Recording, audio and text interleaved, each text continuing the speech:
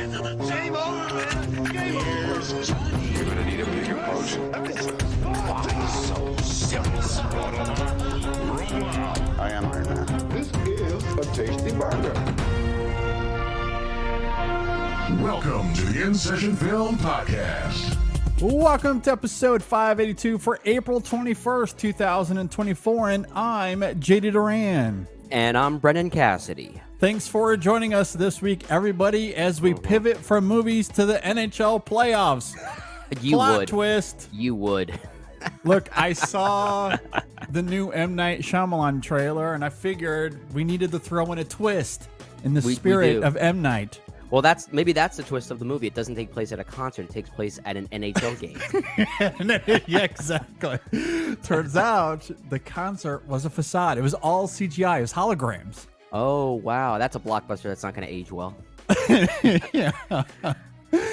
Yeah, we'll certainly talk about Trap here in just a moment. I think what's very exciting is that we're going to be talking about the state of modern blockbusters, sort of.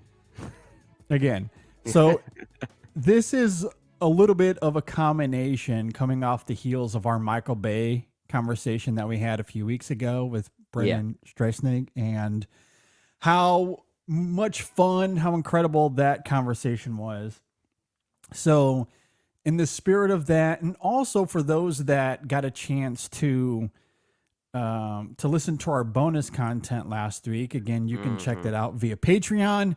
If you're watching on YouTube, you can join our channel and you'll get access to our bonus content that way, or you can sign up via Apple Podcast subscriptions. It's a low monthly fee. You get access to all of our bonus content. And last week we had what I thought was a pretty rousing conversation on the recent Planet of the Apes trilogy. Yeah, we got into other things too. It started out with Dawn of the Planet of the Apes specifically, and it kind of pivoted into other. We might as well call these bonus contents the rabbit hole show or something like that, because they always find ways to deviate into something that's still related to the topic. But we got into the generalities of blockbuster filming and how it relates to those specific movies, the Apes trilogy specifically. And it was a lot of fun. Yeah, it was really great. And honestly, between that and the Michael Bay conversation, much of the discussion we had does boil down to how well those movies tend to hold up today, given the filmmaking and craft behind them, comparatively in contrast to, let's say, the incessant CGI soup we get with movies today. I think Rebel Moon. I think we've discovered a new t-shirt idea: CGI soup. CGI soup, absolutely. Yeah.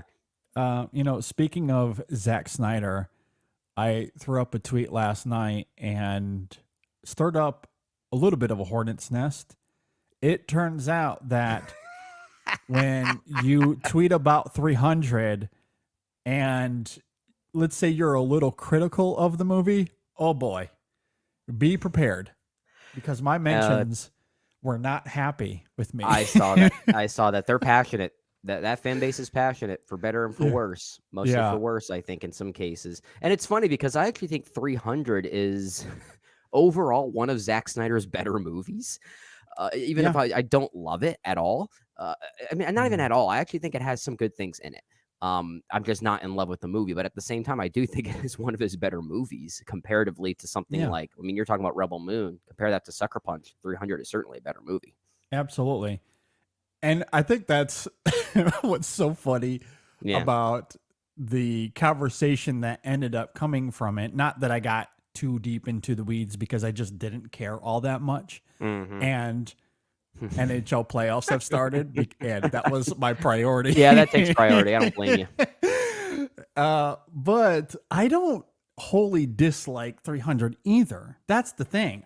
The clip that I ended up posting, I just think is funny, because there's, for context for anyone that missed it, it's this clip of this historian that works at New York University, and he's talking about 300. And in contrast to the film's reputation and the way it depicts masculinity, right, he's talking about how the Spartan army was actually heavily bisexual. Yeah. And I find that irony kind of funny because the people that tend to champion that movie, broadly speaking, I know I'm painting with broad strokes here. Yeah, very broad. But a lot of them, look at that film from a very traditional American masculine perspective. Like the same guys that put up Fight Club in their room have posters of 300 as well. Sure.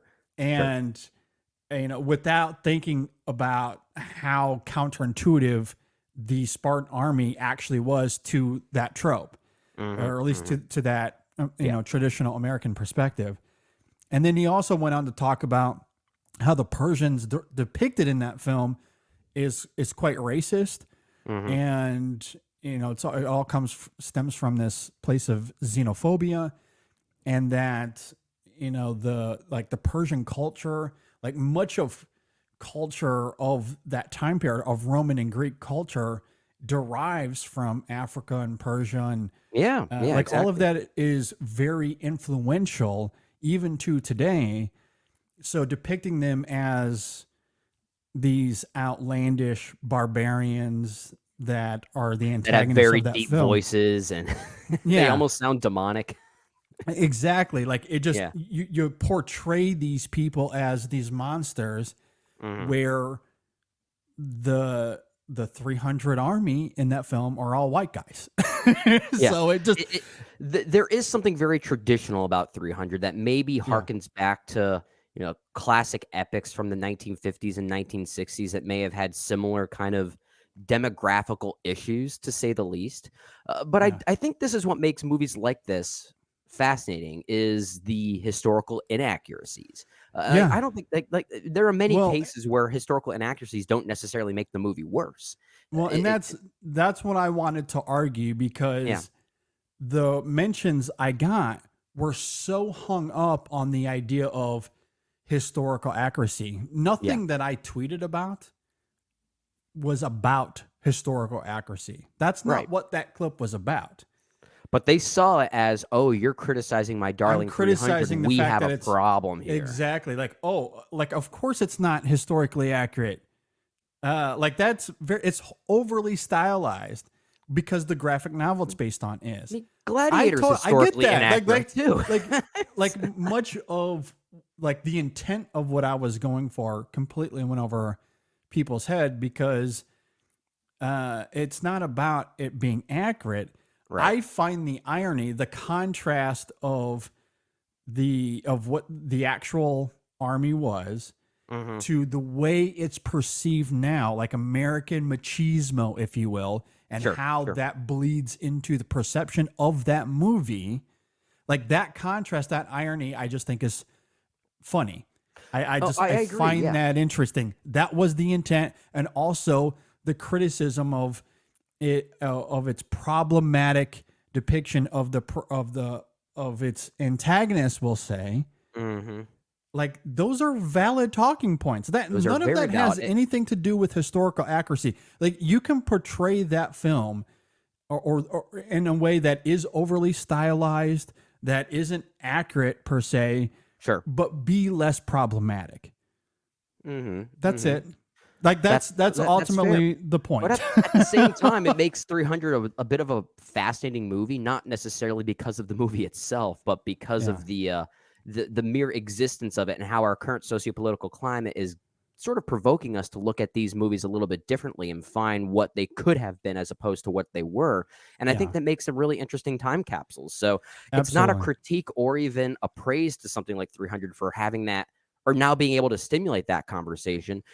But it is so funny how, I hate to use the word trigger because that is a very sensitive word for a lot of people, but I feel like that is essentially what is happening with the Snyder heads here, is that they are feeling overly attacked. And in a way, I can't blame them, because they've had to deal with a lot of vitriol from people criticizing Zack Snyder over the years, and the critics have never really been kind to him. So I understand the defensiveness, but I don't think this was necessarily not the time for that defensive. It just, I'm with you in that way.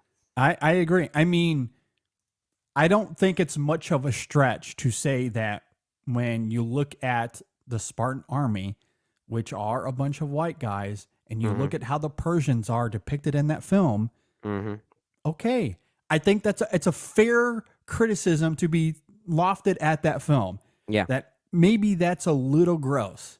Yeah. Like that's not that far of a stretch.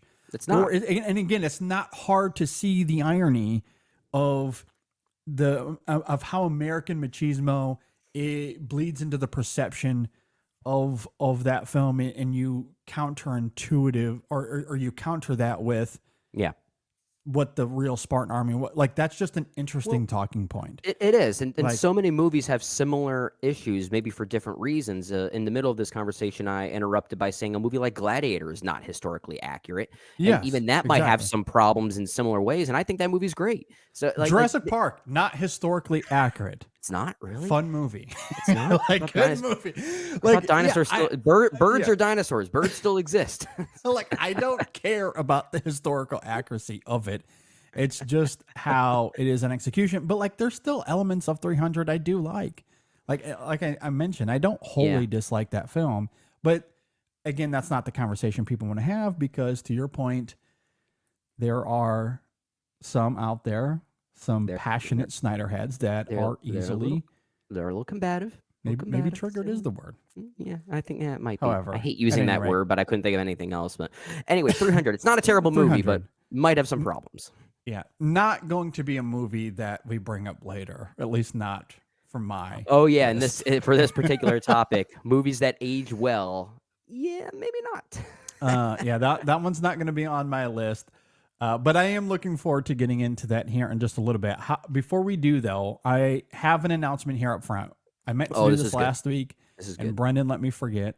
Yeah, you're welcome. So- Because I wanted to save it for today. We didn't even have a specific decade set yet, so I kind of did you a favor by making you forget. We have a new movie series to announce. We do. And I'm very excited for this. Before I get into it, though, because of the new format, there might be some questions around how this will look.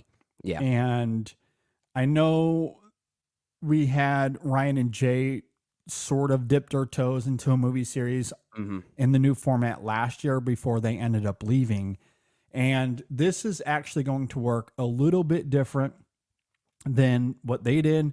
And it's going to look a little bit different from how we've been doing these shows since, reformatting the show a year and almost a half ago. So for those that liked the old format, you might enjoy this piece of news here, because we're going to end up doing the movie series very similar to the old show, to the old main show format. Right. In the sense that the movie series reviews are actually going to be a part of these main show episodes. They're not going to live separately. Like we will still have our new release reviews. Those will live separately. So you can be on the lookout for that as we have new reviews coming down the pipeline. However, the movie series is going to be the main topics of these shows of the main show. So so that's how we're going to do it moving forward. And our latest movie series, the new one we're jumping into, is Zack Best Snyder. Picture winners, Oscar Best Picture winners. Now, you might be sitting there saying, "But JD, there's like a bajillion." Oh Oscar yeah, winners. this is a never-ending movie series. We did this on purpose. And you would be right. There are a lot of them, and it would take the next year and a half to get through them all. Yeah. So we're going to split them up into we're going to split them up by decades. So as we jump into this movie series, we'll essentially do 10-week chunks at a time. Over the course of, I guess, the next few years, however long it takes for us to get through them all. 40s, the 50s. Yeah, that's a lot of movies. It's almost 100 movies. So, because Brendan and I haven't wholly planned it out as far as when we're going to jump back into it over the course of the year or as we get into next year. It'll probably take a few years for us to get through all of the decades, but we're very excited to jump into this because many of these films are either blind spots or films I just haven't seen in a really long time. And of course, many of them are films we've never reviewed here on the show. Yeah, and that's why we wanted to do this, mostly just for our own education as well. Yeah. We often have blind spots. Critics do have blind spots. We can't see everything, and sometimes we want to remedy the most important ones. So let's start with Best Picture winners. That seems like a great place to try and remedy some of those, especially since we have seen a lot of the films that many of these winning films competed against. So it gives us more of a frame of reference to play the card. Yeah, that should not have won over my beloved Citizen Kane, for instance, right? Exactly. Yeah. And speaking of 1941, that is a great transition because the first decade we are going to do is the 1940s, starting next week on the show. And that includes Rebecca, which won in 1940, followed by not Citizen Kane, but How Green Was My Valley. Which I know you have seen. Yes, I have seen it, and it is fine. It is not as good as Citizen Kane. It's not as good as Citizen Kane. It is fine. Followed by Mrs. Miniver, Casablanca, 1943, Going My Way, which is a blind spot for me, 1944. The Lost Weekend, good movie. The Best Years of Our Lives, I also really like. 1947, Gentleman's Agreement, followed by Hamlet, and rounding out the decade, All the King's Men. That's a pretty good That's an interesting lineup. There. It's an interesting lineup. It's really interesting. So, there's some good films there for sure. Changes it up a little bit. I'm really excited about this one. I am excited. So, that'll be our next movie series, Best Picture winners. We're starting with the 1940s. So we'll do those 10 movies over the course of the next 10 weeks. And sometime later on this year, we'll probably get to the next decade, whatever that may be. If there's a specific decade you guys want us to do next, let us know. Maybe that's how we'll figure out the order. We don't mind jumping around here because there are going to be some decades where we've either seen or even reviewed many of the films from that particular decade already. So it allows us to be a little bit flexible. We don't necessarily have to go 40s and 50s and 60s and 70s. I don't foresee us going in order that way. No. Yeah. We could be a little bit flexible in this way. So listeners, if you have a particular decade that you really want us to talk about, please let us know. Yeah, let us know. I look forward to jumping into these movies and doing this movie series. This is very different than a lot of the movie series we've done before that are obviously much more limited. Even with as extensive as Spielberg's filmography is, it wasn't quite this lengthy. That was a really great movie series. I loved doing that. Some of the movie series we've done have been pretty lengthy before, but they have, and this doesn't necessarily have to be one that's going to be continuously ongoing or anything like that. We're going to do the 40s here, but let's say we get to our next decade sometime soon. Maybe JD, we might have a completely new series to do in between those. Yes, maybe there might be a long ongoing series for sure. Yeah. This could be bookmarked in a certain way that maybe we'll do a director series in between two separate decades or something like that. It gives us that flexibility. Absolutely, because we'll do 40s now. Maybe later on in the fall we'll do 70s, for example. Yeah. But as we get into next year, maybe we'll do the films of a certain director. So, because it's going to be such a lengthy ongoing series, it'll be split up. But basically, this allows us to not be thinking too hard about a movie series. We always have one in our back pocket now. Yes, exactly. We always have something that we can pull from when there's nothing else to talk about. We like planning things. Yeah. I do look forward to getting into that. Starting next week with the 1940s, specifically, we'll be getting into Rebecca.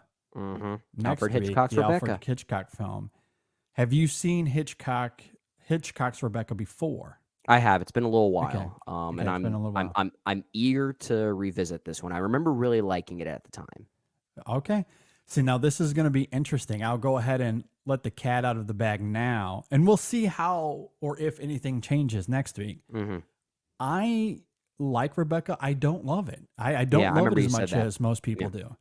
Yeah. I'm a little mixed on Rebecca at this point. Now, who knows? A rewatch might change everything. Hey, Who maybe I'll come knows? around on your side if I give it a rewatch. So we'll see. We'll see. We'll talk about that next week. Before we get to M. Night Shyamalan, I do want to quickly reveal the poll results of our A24 draft. Oh, yeah. This was fun. Which was a lot of fun. And I think what's interesting about it, Brendan and I were talking about this offline, is that much of the feedback, not all of it, but much of the feedback that we got from people were in favor of Brendan. Yeah, they were. They were passionately. I saw a lot, not even just on Twitter. I saw a lot of defenses for me on Facebook. People writing in, Brendan wins here. And apparently these people did not vote. You know, it was interesting. I was looking at that because in the first couple of hours, it was not close at all. Like I was winning by a lot. You were like, dominating this one. As high as like 80% at one point. Yeah.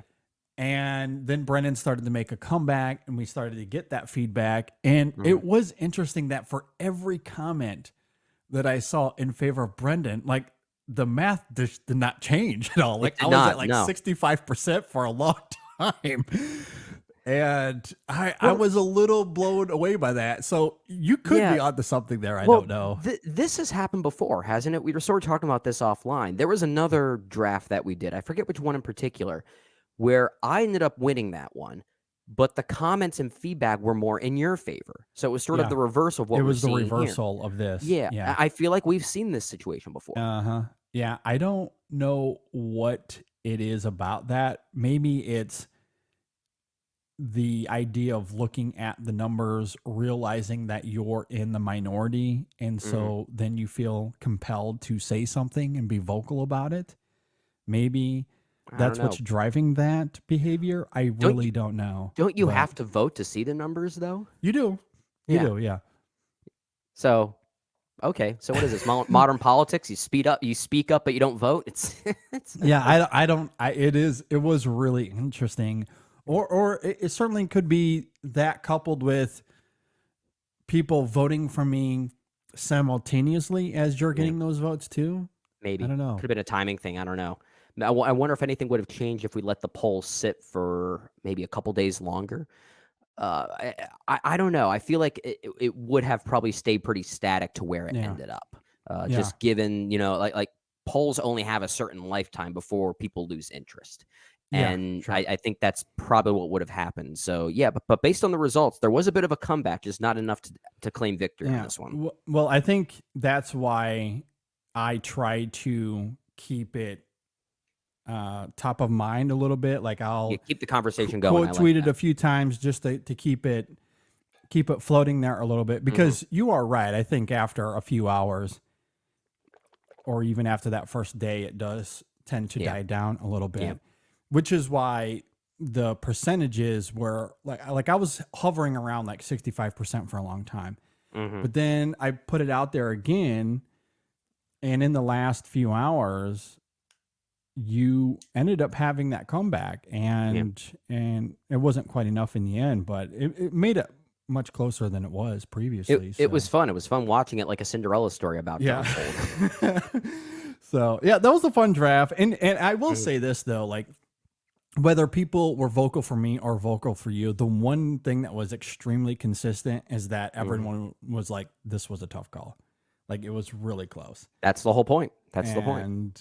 And look, when you're drafting the best A24 films, I think that's going to tend to happen, especially with A24, because their movies can be, I guess maybe polarized is the right word. Because like you look at something like even Uncut Gems or Spring Breakers, like those films have their very passionate fans, but they also have plenty of people that are like, thank you. I was going to say that they've got plenty of Snyder-like passions, to say the least, when they're fan base, but they also have very big detractors in certain cases. I mean, that's why we were a bit hesitant to even put a movie like Hereditary in there. Yeah. And we had a great exchange with our friend Ryan Terry, I believe it was, who is a big fan of Hereditary, and we had to defend ourselves, saying we didn't pick it because we do like the movie, but we know the film might have some detractors. And he says, I don't think that's true. And it's like, okay, well, maybe it isn't, but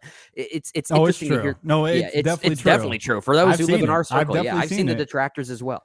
And we don't want to hurt our positions in the poll. So that's how it works. Exactly. Like, I honestly, I think there are very few films in their umbrella where there's a majority, like a traditional majority. Like Moonlight, I don't think has many detractors. Oh, that was going to be the first pick regardless. Yeah, Lady Bird probably doesn't have many detractors. After Sun, I think most people tend to love that. Past Lives probably falls into that as well. And I feel like now, given the landscape of Alex Garland, I think Ex Machina is starting to fall into that even more. And now that's the next one I was going to bring up, Ex Machina. Yeah. But I think you go beyond that. Mm-hmm. I think it starts to become just more divisive into your personal taste, such as Spring Breakers. The Florida Project doesn't work for everybody. The Zone of Interest. I had some people be like, I don't love that movie. The Ghost Story is not going to work for everybody. Under the Skin is a very distinctive film. So, one strategy I thought about when doing that poll, or doing that draft rather, was, do I try and pick the heavy hitters that really do work for some people, like we're talking about here? Or do you think it would have been better if you tried to pick 10 films that pretty much everyone might think are underappreciated from A24? Like movies like A Most Violent Year or something. Perhaps, because I saw some love for that too. Yeah. Yeah, and had a full 10 of movies that kind of fell into that category. Yeah, and that's where something like The Iron Claw, we probably, like that would have been a good tactic for that, because people really love that. Like The Iron Claw, I don't think has much. Like, some people might not love it, but I wouldn't go as far as to say it has detractors. Yeah. And maybe that's why I picked something like The Farewell, because I think it almost fell into that sort of category. I almost picked Marcel the Shell with Shoes On for a similar reason. It's just like it's got kind of that, like that it's that uncut gem of them. Sure. So I kind of I don't know, maybe I should have stuck with that route and see what would have happened. It would have been a curious exercise. For sure. But that's what made it a really fun draft. I really enjoyed it. Certainly some great films there to talk about. So yeah, absolutely. But yeah, I think the final results were 59% in my favor. I think that's where that landed. Certainly much closer than where it started. So I'll take that as a minor victory for me. Yeah. And that was the first one I had won in like the last 2 or 3.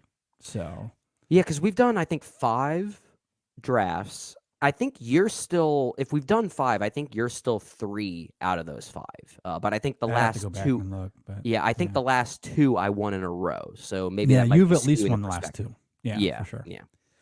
All right, before we get to blockbusters, quickly, let's talk a little M. Night Shyamalan. He has a new movie out called Trap with Josh Hartnett. Oh my goodness, Brendan, this trailer. Before I get into it, what did you think about Trap, the trailer for Trap? So I have to first comment on something that I tweeted out there. The thing that makes this so M. Night Shyamalan to me is the moment where Josh Hartnett pulls aside a merch employee who then gives us the most unrealistic exposition dump. It's like, okay, like this person is disregarding paying customers to deliver the most needed exposition dump to a random person who just decides to shake his hand and say, hey, my name is blank. It's like, okay, that is that is so out of the norm of normal human behavior. And I love it. I love M. Night Shyamalan, who I love what he just doesn't care to follow, logic when getting to his point. And even disregarding that very Shyamalan-like thing, the movie looks like a ton of fun.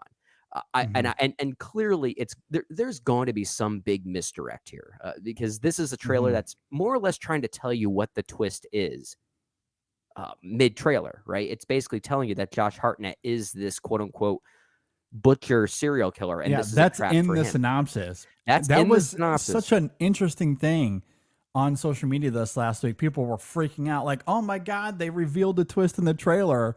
But I mean, they revealed that at CinemaCon. Like, the whole movie's about a serial killer that takes his daughter to a concert. Like, that's the opening setup of the film. Well, see, I'm seeing a lot of theories already as to what is the actual twist. If this is what they're giving, exactly. Is his daughter the killer? is something like what else is happening here? And I like clearly M. Night has a reason for revealing this particular plot to us. Yes. Yeah, and he is someone that is very methodical and financially intelligent when it comes to making his movies work. He produces them himself, so he knows what he wants to communicate to audiences before they go to see it. Yeah. So there's a clear reason here. We think we're getting the whole story, but we're obviously not getting the whole story, and that's what makes this also very exciting. I agree. Like, this is really exciting. I love the trailer. It was very intriguing. Josh Hartnett, oh my God, he's already becoming memeified, and I just adore it. You know, deep in my soul. I'm here for the Hartnett Renaissance. Yeah, exactly. Is that what it's going to be called? The Josh Hartnett Renaissance, however you want to dub it. I'm totally here for it. Same.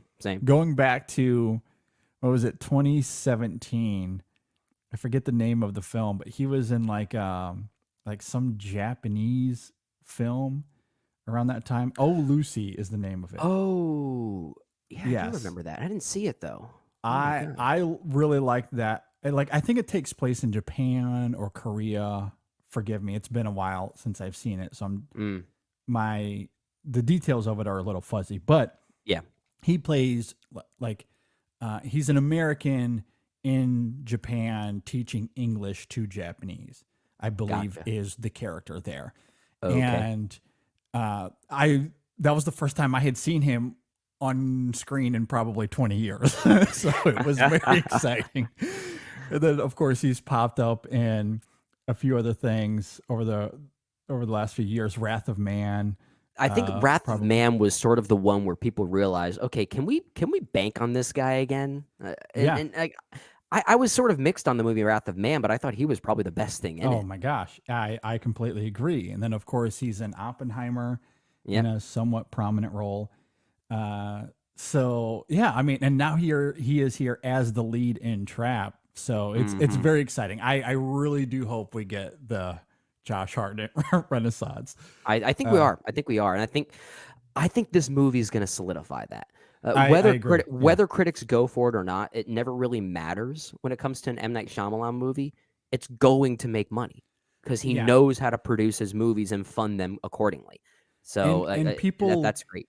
Like, he was trending. Like, he was a trending name when this trailer dropped. I'm sure casting directors are taking note of this. They are. I would assume so. I can't fathom that it won't lead to something. I'm sure that he's going to get a lot more, coming from this. And I'm very, very excited to see him in the movie. But you are right. Like, this is a really intriguing premise. And I think what's brilliant about it is that he does go ahead and reveal some spicy details to us immediately. Yeah. It would have been much more trite and uninteresting if it's just about a dad taking his daughter to a concert and then it's revealed over the course of the film that he's the serial killer. Yeah. That perhaps could have worked in execution, but that just seems ordinary. Like, of course, that's how that would play out. Like M. Night in like 2008, that's what he would have done. Yeah. But he's matured beyond that. And he's a different filmmaker now. And I think by giving that to us immediately, it gives him so much more space to play in his sandbox now. It does. Yeah. And it leaves us going, okay, well, what is the real twist going to be then? That's really clever. That's really clever. It's going to be a really good year for the Shyamalan family, right? Because you have M. Night's film here that we're talking about. His one daughter, Suleika, is playing the singer in this movie, Lady Raven, the artist that they're going to see in concert. And his other daughter, Ishani, I believe her name is directing her own feature as well this year. There's that Nice. movie, The Watchers, that movie with Dakota Fanning, I believe, is in it. This horror movie that Oh, takes yeah, place yeah, in yeah. the woods. Yeah, Because he's that's it. producing that, right? Yeah, but that's his daughter directing it. Oh, nice. So what a year for the Shyamalans. I'm excited. Yeah, that is very exciting. And that's a film based on the trailer anyway that looks pretty intriguing as well. So I agree. Yeah, I it am looks very intense. curious for that. Yeah, I mean, I'm here for the M Night Renaissance too. Like he's really evolved. How does that roll? decade. Shyamalan-a-sance? That actually rolls off. Yeah, like I'm totally here for it. And it is interesting because his whole evolution, last week we talked about, you brought up how A24 began as InSession Film began. Yeah. And we've been able to see them grow into who they are as we've grown alongside them. You can say the same thing with M. Night as a filmmaker, because in 2013 is After Earth. And that is the lowest of lows, arguably. Or at least Yeah. it's coming off the heels of quite a few lows in a row for him. Yeah. And Yeah, that's really interesting. And sorry to cut you off, but I was just thinking about this because something we talk about a lot when we talk about filmmakers and their overall journeys is how they usually have that one. It's not always a midpoint, but there's that one point in their journey, in their filmography, where the rest of their films just kind of change and they have this new kind of vibe, right? Yeah. Like let's say we look at David Fincher, for instance. There's a clear distinction between pre-Zodiac and post-Zodiac. Like those are two separate phases of David Fincher, if you ask me. yeah. And many filmmakers have gone through that. M. Night Shyamalan has his. There's He's pre got the three visit and distinct post. phases. He's got three distinct phases, but the phase that he's in now is like this new, evolved, interesting, wonky, doesn't give a shit kind of filmmaker. And I love pre and post, or post specifically, post The Visit Shyamalan. I think it's really interesting. Yeah, I completely agree. It's interesting to see how he's changed during the InSession Film era. Yeah. You just kick things off in 2013 with us anyway, because we started in 2013 Right. with After Earth, which is still to this day one of the worst movies I feel like we've covered on the show I think since we started. okay. After Earth or The Last Airbender, what's worse? I would say After Earth because I'm kind of with you because John Newton Howard's score. yeah, I was gonna say like The Last Airbender at least has one or two redeeming qualities. I don't think I can say the same thing about After Earth. There's just I'm kind of with nothing. you. I'm Like kind it's of with just you on it that is the one. lowest of lows, and that's coming off the heels of course Lady in the Water, The Happening, The Last Airbender, After Earth. Say what you will about those films, but generally, broadly speaking, they were pretty massive failures, critically and financially. Yeah. So that leaves him in this very unique space. I mean, we talk about how Damien Chazelle was in director's jail. M. Night was in director's jail. Okay.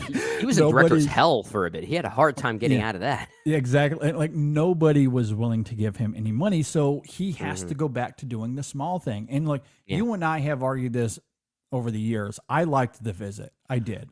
I'm liking it more as time goes on. I was very offended by its mean-spirited attitude, but now I'm kind of on board with that idea. I think given how that film fits within M. Night Shyamalan's filmography now, and what it this means phase that he's in afterward. now. Well, this phase that he's in now, and his overall attitude, and like you compare that mean-spiritedness and that cynicism to the ending of Old, for instance. Sure. Yeah.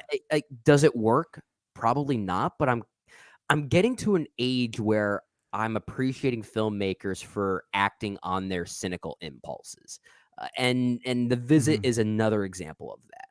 I agree. I really liked it. It's him getting back to his roots in many ways, and I found it effective. And it was successful enough that it allows him to do Split, which I thought was a nice thriller all on its own, but of course leading to something much bigger, which gives us to Glass, and then moving away from that, like Old didn't completely work for me, but it was so fascinating and unique and such an M. Night thing. Yeah. I still really like the film. even if a few things don't always work for me. And then Knock at the Cabin knocked me on the ground. That's a good movie. Loved that movie. That's a I good thought movie. that was great.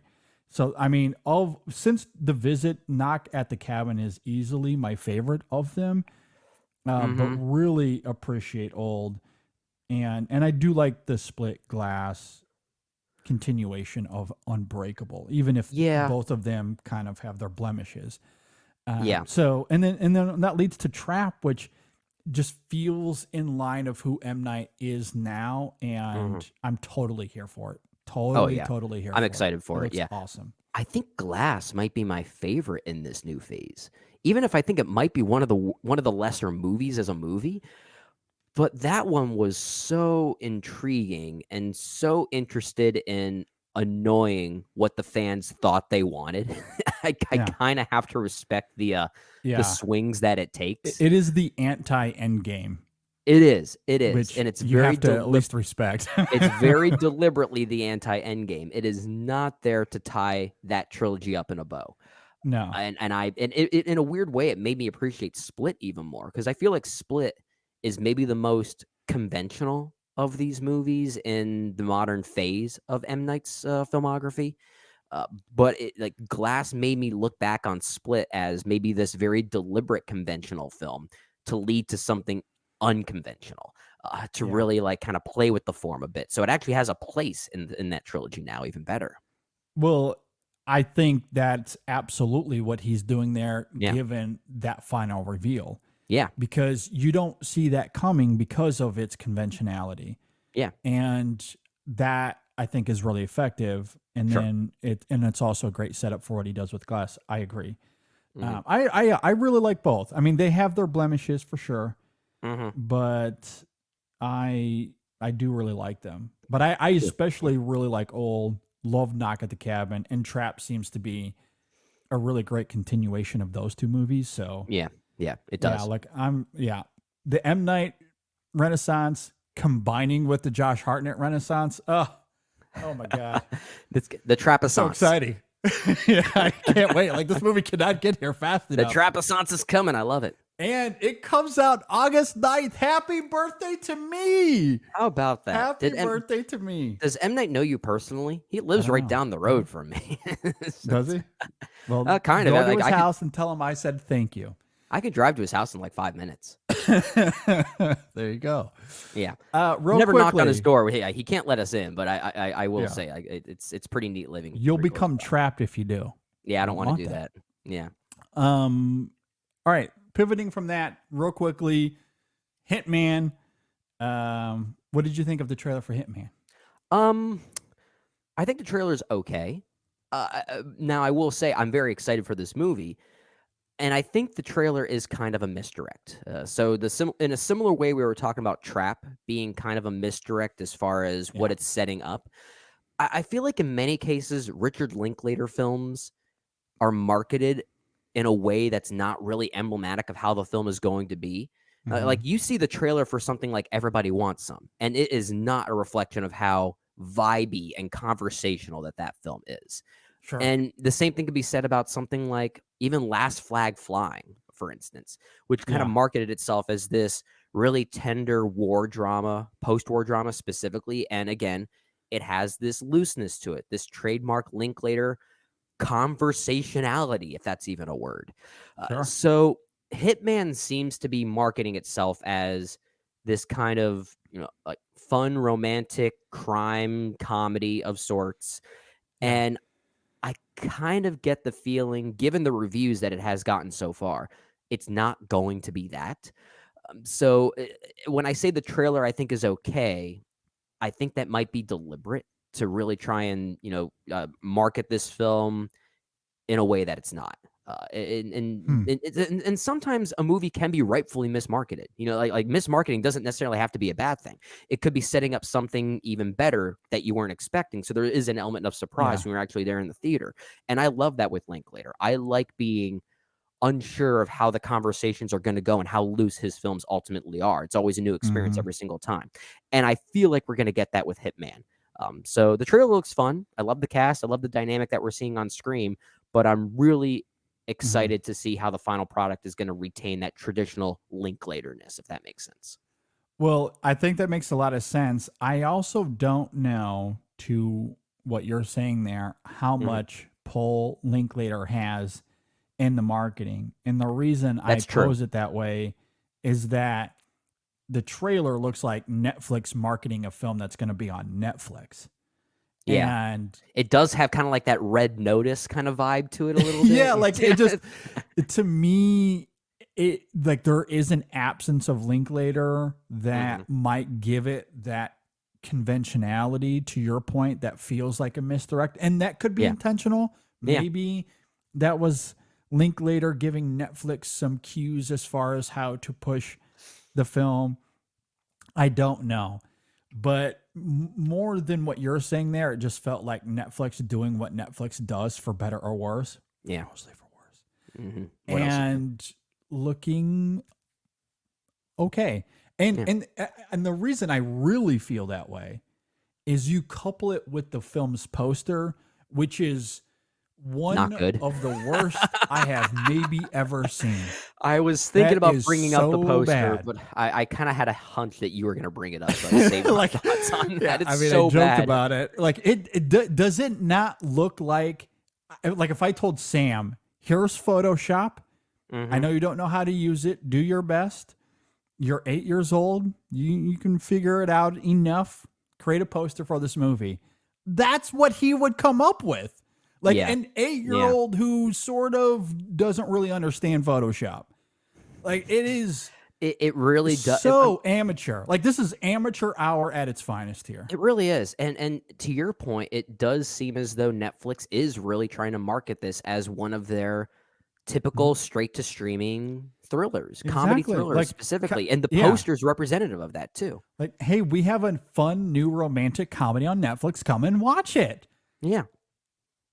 Okay. And look, that might be effective for Netflix and the people that are on their platform all the time. So I don't blame them if it's effective. But I personally think it is, let's say, not good. I'm looking at the poster now. It's honestly kind of dizzying. Like just the stack of the stack of Powells is just kind of nauseating to look at. It's so bad. So bad. Yeah, I don't. And this clearly, this movie is, I don't want to say clearly, but I'm expecting this because I'm such a big Linklater fan. I think clearly the movie is going to be a lot better than the marketing is suggesting. This is a movie that currently holds an 82% on Metacritic, and that's based on like 20 reviews. So it's doing pretty well with critics at the very least right now. So I don't know. Like this does seem like Netflix doing their thing once again. You cannot convince me that the graphic designer of this is they held off to the last second. The boss walks in. Hey, you got that poster for Hitman done? Like, oh yeah, I'll get it to you in 10 minutes. I'll send it right away. And then they hurry up and get on Photoshop. And this is what they made this in 5 minutes.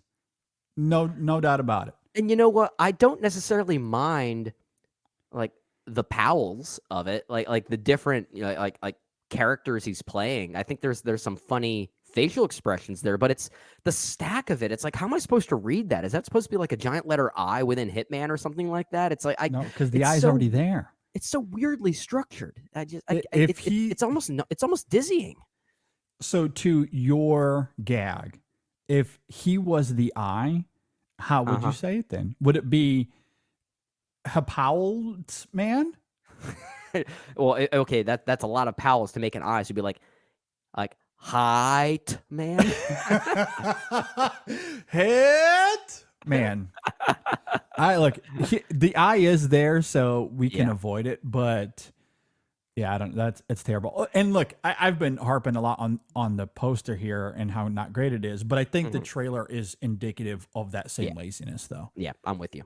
And like the marketing here did absolutely nothing to make me excited for this movie. So it's a good thing that it's Richard Linklater, who I of course love and adore with every fiber of my being. Yeah, and it stars Glenn Powell, who I'm increasingly loving with every fiber of my being. And that alone is all that I need. And then the reviews have come out and have been nothing but glorious raves. So there's still plenty for me to I cannot wait for this movie. Really cannot wait, but it has nothing to do with the trailer or the poster. No, it has to do with the talent involved that we know about. And if this movie is a hit, no pun intended, it will solidify that Glenn Powell is probably our younger generation's Tom Cruise in a way. Yeah, Probably like I think so. Well, especially with Twisters coming out this year too. If that movie's also a hit, he was such a hit in Top Gun Maverick already. Yeah. This is a movie star. This is a movie star. We always talk about the lack of a real movie star nowadays. And he is on the verge of becoming that for us now. Especially if he can do it as a leading man. Mm-hmm. Because... and as a co-writer in this case, too. Yeah, I mean, because he was a supporting character in Top Gun Maverick. Like, people didn't go to see that movie because of him. No, they went... Yeah, but he was great in that film. Yeah. Anyone But You, though, people did go to see because of him. Mm-hmm. Partially because of him, but also because of Sydney Sweeney, who has a pretty devoted following of her own. Sure. But you put those together, that's what you're going to get. Right. And I'm not sure, like, that film was successful at the box office, right? I think it was. It grossed $88.3 million. And what was the budget for on that? For a worldwide total of $219. So yeah, that was a big hit. Yeah, and what was the budget on that movie? Like $5? So 25, I think it says. Yeah, 25. So yeah, that's a hit. That's a huge. So yeah, hit. that one did very well, and now we have Hitman and Twisters where he's out in front a lot more. So did you see Anyone But You yet? No, that one I need to see yet. I haven't seen that one yet. It's pretty cute. It's but not bad. I do want to though. Because I love the Glenn Powell of it all. Like Set It Up. Like I thought he was really good in that. Oh with Zoe Deutsch, that was great. Yeah. Like that was really great. So like, I definitely want to see Anyone But You. Like I of course really like Sydney Sweeney as well. Mm-hmm. It just came out at the wrong time for me. Yeah, that's fair. You know what I mean? So like, I just have to catch up with it. But I will say. You definitely brought up a movie that I think is Netflix doing something right with their romantic comedies, specifically in that movie being Set It Up. I do think that movie is better than Anyone But You. I think the chemistry overall is better, but Anyone But You is... Glenn Powell is Glenn Powell. He's like he's so easy on the eyes. It's hard to take your eyes off of him. Exactly. And to what you just said there, they've had some success with their romantic comedies. So I understand why they're marketing the film this way. Yeah. It just doesn't do anything to excite me, especially given the talent involved. Mm-hmm. But they're not pandering to me, clearly. Right. They're pandering to the people that love romantic comedies on Netflix. Yep, exactly. All right, let's talk about podcasting, Brendan. We do it. Yeah, it's what we do. We're doing it right now. We love it. We are. Yeah. This is a podcast, right? We're talking, we're recording, we're going to release it live. That's a podcast. Yeah. That's why we need to talk to you about Libsyn. Libsyn is a really great podcasting service. We have been using them since the beginning, since 2013. We absolutely love them. They currently host over 75,000 podcasts worldwide. They're doing a combination of Liberated and syndication, and they're the podcast that you need, or the platform you need to go to if you are starting up a podcast. They, of course, have all of the statistics that you would want from a podcast. They can help you with optimization, whether it be with Apple Podcasts or Spotify, RSS compliancy, social media, whatever integration you need, they can make that happen for you. And they just make your life easier. They make your show more marketable as well. They're the reason that you're able to get your shows on many different streaming platforms and accessible to everyone. I've had a lot of friends come up to me saying that they're thinking about starting some type of podcast, and it could be about anything. Yeah. And they often ask, what do I do to get started? Sometimes I just say, Libsyn. Libsyn.com. That's all I say sometimes. That's it. That's all you got to do. You go to Libsyn.com. That's Libsyn. Libsyn.com. and get set up there, and they'll make it very easy and convenient for you. They have great Absolutely. customer service as well, which I very much appreciate. Yeah. So go to Libsyn.com right now and sign up, and you'll get 2 months of podcasting for free with our code. And that code is ISF. Again, that code is ISF at checkout. And you'll get 2 months free. Yeah. So go check them out. Again, that's LIBSYN, Libsyn.com. And we thank them for their support. All right, Brendan, we need to talk about T-shirts. And Toys. Store toys. I'm a Gear. little disappointed in myself. Although for those watching on YouTube, you can see that I am wearing one of our T-shirts. I do love this one a lot. Yeah. I wear it pretty frequently. However, I'm disappointed because I just put up a new T-shirt on our store. And it's the Amy Adams Arrival one that I've been talking about the last few weeks. Speaks to you. So that is up right now at our store that you can check out at InSessionFilm.com/store or go directly to TeePublic. That's TeePublic.com/stores/InSessionFilm. And you will see that new T-shirt there. And, it looks great. It looks great. It's very exciting. I definitely urge everyone to go and check that out. I would love your feedback. But I actually do have 2 versions up there, so you can get it on either a dark T-shirt or a light T-shirt. So the styles work both ways. So you can go and check that out. And I love it. I really like my Arrival Amy Adams T-shirt. I wish that I was wearing it for those again watching on YouTube. You've worn it before, though, right? I feel like I've worn it. I've seen times, it in a few videos before. Yeah. So so you can go check that out. Again, the Arrival one specifically, it's Amy Adams with the circular alien like logo Language. thing. Yeah, language. The language, and it has the phrase, "Despite knowing the journey and where it leads, I embrace it and I welcome every moment of it." One of the best lines from that movie and really of that whole decade. I was gonna say chills down your spine, right? Chills every single time. So you can go and check that out. But we also have Stop Turning Art into Sports, as we've talked about here on the show before. We got Dune inspired. We got a whole La La Land Moonlight T-shirt if people want to go and check that out as well. All kinds of fun things. Yep. And I think CGI soup will be the next theme. We'll have to figure that out. Yeah, we're going to talk about that here very soon as we get into Blockbusters. But yeah, CGI soup might be the next one. We'll have to see if we can figure out a design for it. But we've talked about it a lot over the years. We have. So. Yeah, it's becoming a recurring thing on the show.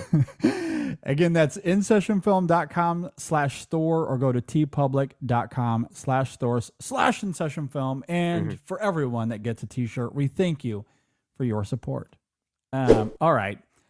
With all of that said, I think we can go ahead and transition to our main topic this week as we talk about blockbuster movies and the films that really hold up well.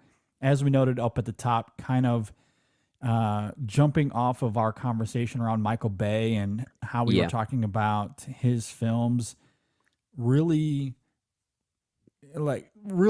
feeling like they were made from an era that in some ways we wish we could go back to.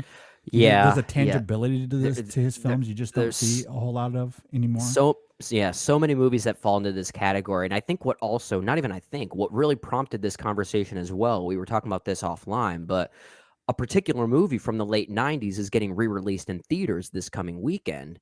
And that movie is The Mummy with Brendan Fraser and Rachel Weisz.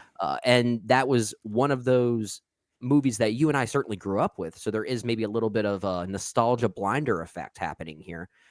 But if that movie is getting re-released in theaters, which is a movie that's not really much of a classic by critical definition. In fact, like critics didn't even really love it at the time it came out. But what does that say about modern blockbuster filmmaking in a movie like this that is, that is still capturing the hearts of fans?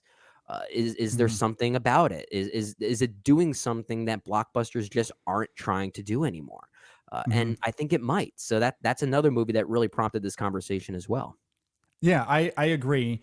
That one coming to theaters this weekend, I did revisit that last March, actually, it was about a year ago, Mm-hmm. and really liked it. Like I It's still fun. enjoy It's that fun. film. Yeah, I completely agree. And you know, here's another thing: the visual effects in that movie are kind of good at times. Like they're actually pretty good.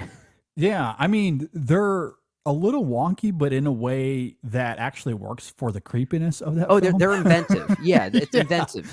Like I do really like it. So yeah, I think The Mummy is one of those films that hold up very well in terms of classic Brendan Fraser fun, Yeah. and having this grand adventure, with these intriguing characters. Yeah, I think that film Yeah. holds up very well. Yeah, absolutely. Another film that comes to mind for me immediately when we're talking about, okay, we mentioned Michael Bay being an inspiration for this conversation. You just mentioned The Mummy, which is getting a re-release in theaters this weekend. You know what else is getting a re-release in theaters this week?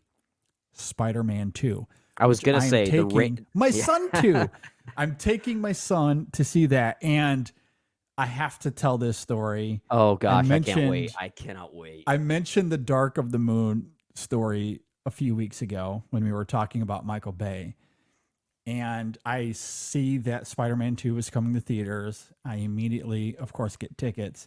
And I tell him as a little bit of a surprise, and his eyes were glowing. Like they lit up in a way that I can't even begin to articulate. But I joked about how on Twitter, how it was enough to fuel me for maybe the rest of my life. Like, That's it was so adorable. good. That's so adorable. Like, he's very excited. Like he's seen the Raimi films before Uh-huh. and really likes them a lot. We've really enjoyed bonding over watching those movies together. And I remember watching Spider-Man 2 in theaters 20 years ago. 2004. Crazy, that yeah. was 20 years ago in 2004. I was in high school at the time, or I had just graduated high school, I believe, when the film was actually released in 2004. But I remember watching it, being so incredibly overwhelmed by how awesome that movie was, especially growing up with Spider-Man. I've talked about how on the show before that was the character for me growing up, him and Optimus Prime. Those were my two guys. Those are two boys. They're your Those best were friends. my two. But like with Marvel specifically, as is the case for many out there, Spider-Man was my go-to. And and I really liked the first Spider-Man quite a bit. And then you get to Spider-Man 2, and it's this glorious experience. And I do remember what that theatrical viewing experience was like. So to now get to share that with Sam this coming week is going to be extremely exciting. So like I immediately thought of that as well, because Spider-Man 2 is a movie that you and I have talked about as being arguably the best superhero movie ever made. And I'm with you on that I do one. hold Yeah. to that. I apologize to the Nolan Batman fans out there, or to the Avengers fans out there. But I think Spider-Man 2 is the best superhero film ever made. And a lot of it certainly comes down to the contrast between blockbuster filmmaking then versus the CGI soup now, for sure. But there's another level of that where it's the Sam Raimi of it all. Oh, the yeah. Sam Raimi tangibility.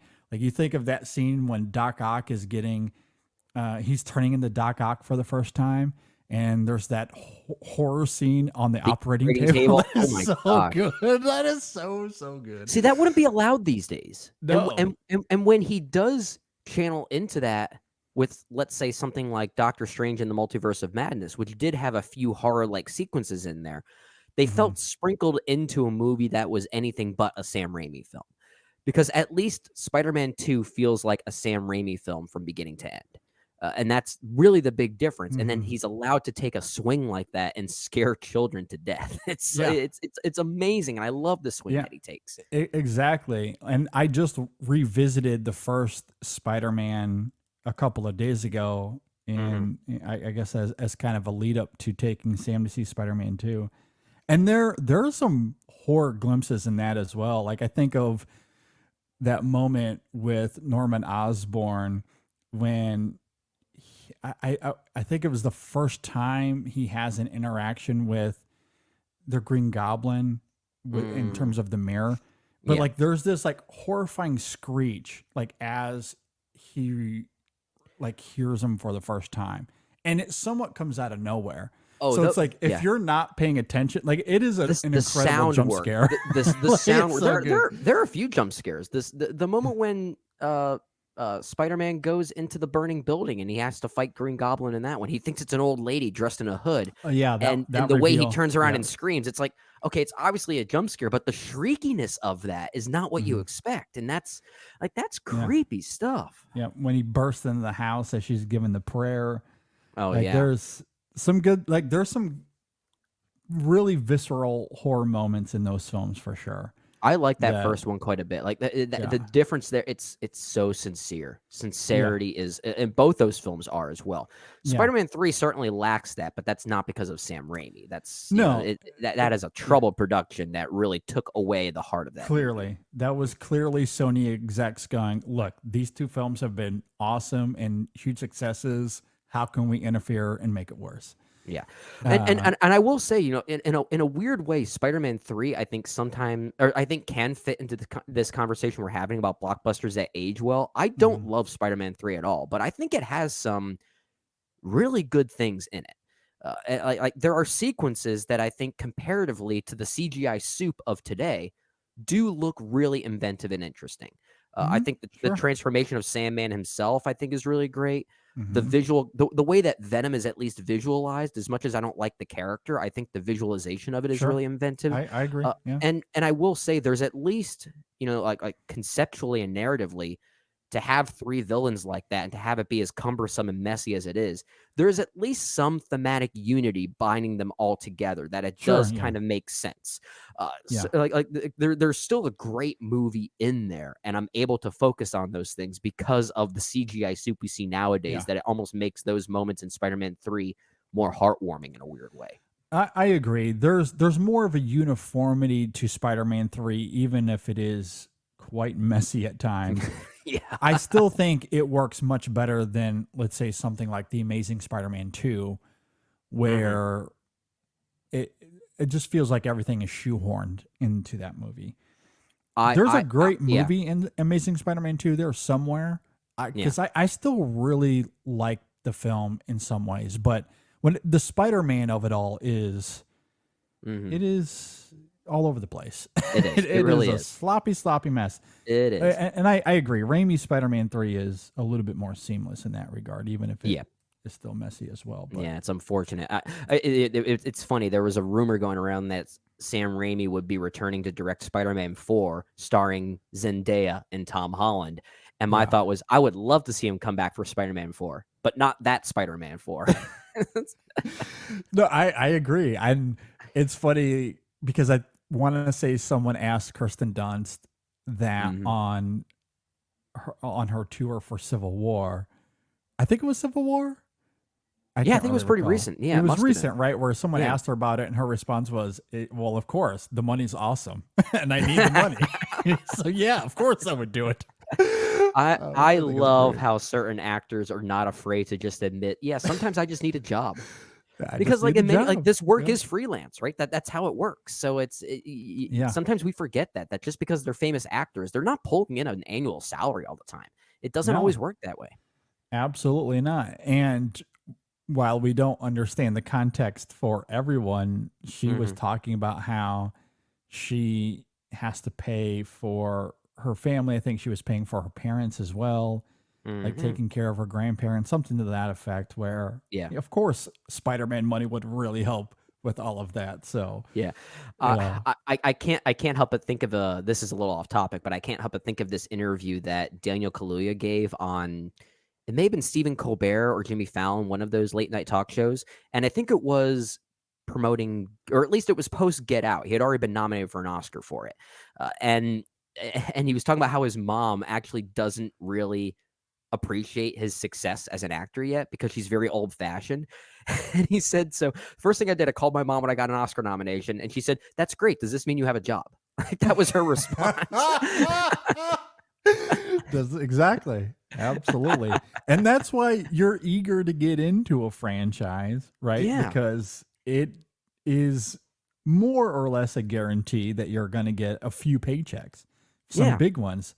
Like that's like, no one blames Sydney Sweeney for wanting to do Madam Web. I'm sure she got paid well for it and allows her to go and do Immaculate. So, and it's all right. That movie's going to be forgotten. It's already forgotten. Who cares? No one's going to judge her for that one.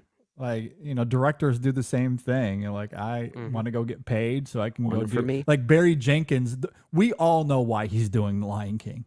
We all know. It's not a secret. He might not admit it out loud, but we know he's doing that movie so he can do the next Moonlight.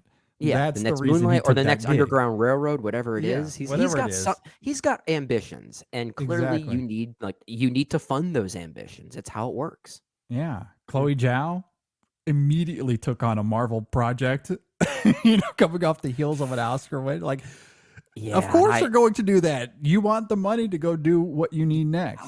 I get Eternals. I really do. That is, it's too. Amazing how Marvel actually gave her a little bit more free reign to make her movie than, let's say, any other filmmaker that worked with Marvel as of late. That's really that was exciting, at least to see. Yeah, that's when when Disney or Warner Brothers, Paramount, whoever it is, when they're hiring these artists that we love. Even though we know they're taking the gig just for the money, you're hoping that ethos, their directing ethos, comes through in the film at least a little bit. Yeah. I think that's very much the case for Eternals for sure. Yeah. I think it's a little bit more there in Doctor Strange than you believe. Which is fair, but that's partially why I liked Doctor Strange. Like, I did sense the Raimi-isms. It's certainly a far cry from Spider-Man 2 or that first Spider-Man that he did. It's not there from beginning to end. There's no doubt about it. Marvel gets in the way, but I think it's enough there for me to be compelled by it. Okay. But you hope that when Barry Jenkins makes a Mufasa movie that Barry Jenkins is there. You just hope that it's there enough, especially because that live action remake of The Lion King was so appalling.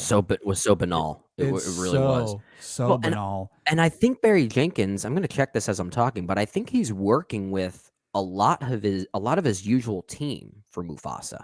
So I think he's working with his usual cinematographer. James Laxton, who has shot movies like Moonlight and If Beale Street Could Talk. So he is the cinematographer for Mufasa. That's at least a good sign. Yeah. And Nicholas Britell will be a composer on the movie, or at least one of the composers. So there you go. So at least Barry Jenkins is bringing his crew. He's bringing his posse. So it's going to be inspired to some degree. I hope so. But look, the music I'm sure will be great. The cinematography I'm sure will be effective. My biggest question is the animation of it, because those images that was the worst thing about the Lion King remake is you couldn't connect to the characters because they were empty. They were empty vessels. They were all dead in the eyes. They were all dead in the eyes. So Mufasa could look gorgeous. It could sound great. But if the characters are empty vessels, I still don't know if I can fully connect to it. So I still have some concerns there, but we'll see. I do too. Yeah, we'll see. At any rate, I don't want to get too down that rabbit hole because we have other blockbusters we want to bring up here. That actually are worth celebrating that did age well. What else do you have on your list besides The Mummy? We'll have to get some obvious ones out of the way. So something we talked about offline was the definition of the blockbuster and where it began. And many people would argue it started with Jaws. Yeah, 1975. So I feel like at the very least, maybe we kind of talk about Spielberg in a bit of a high level way. So many of his films, not just Jaws, but I feel like in a weird way you can kind of throw Close Encounters of the Third Kind in there. It's not really a blockbuster. It's certainly more of a sci-fi drama, but it has an adventurous quality to it that would certainly lead Okay, that's into fair. something. Yeah, because that final act, and especially the climbing of Devil's Tower, does kind of remind me of an Indiana Jones like thing.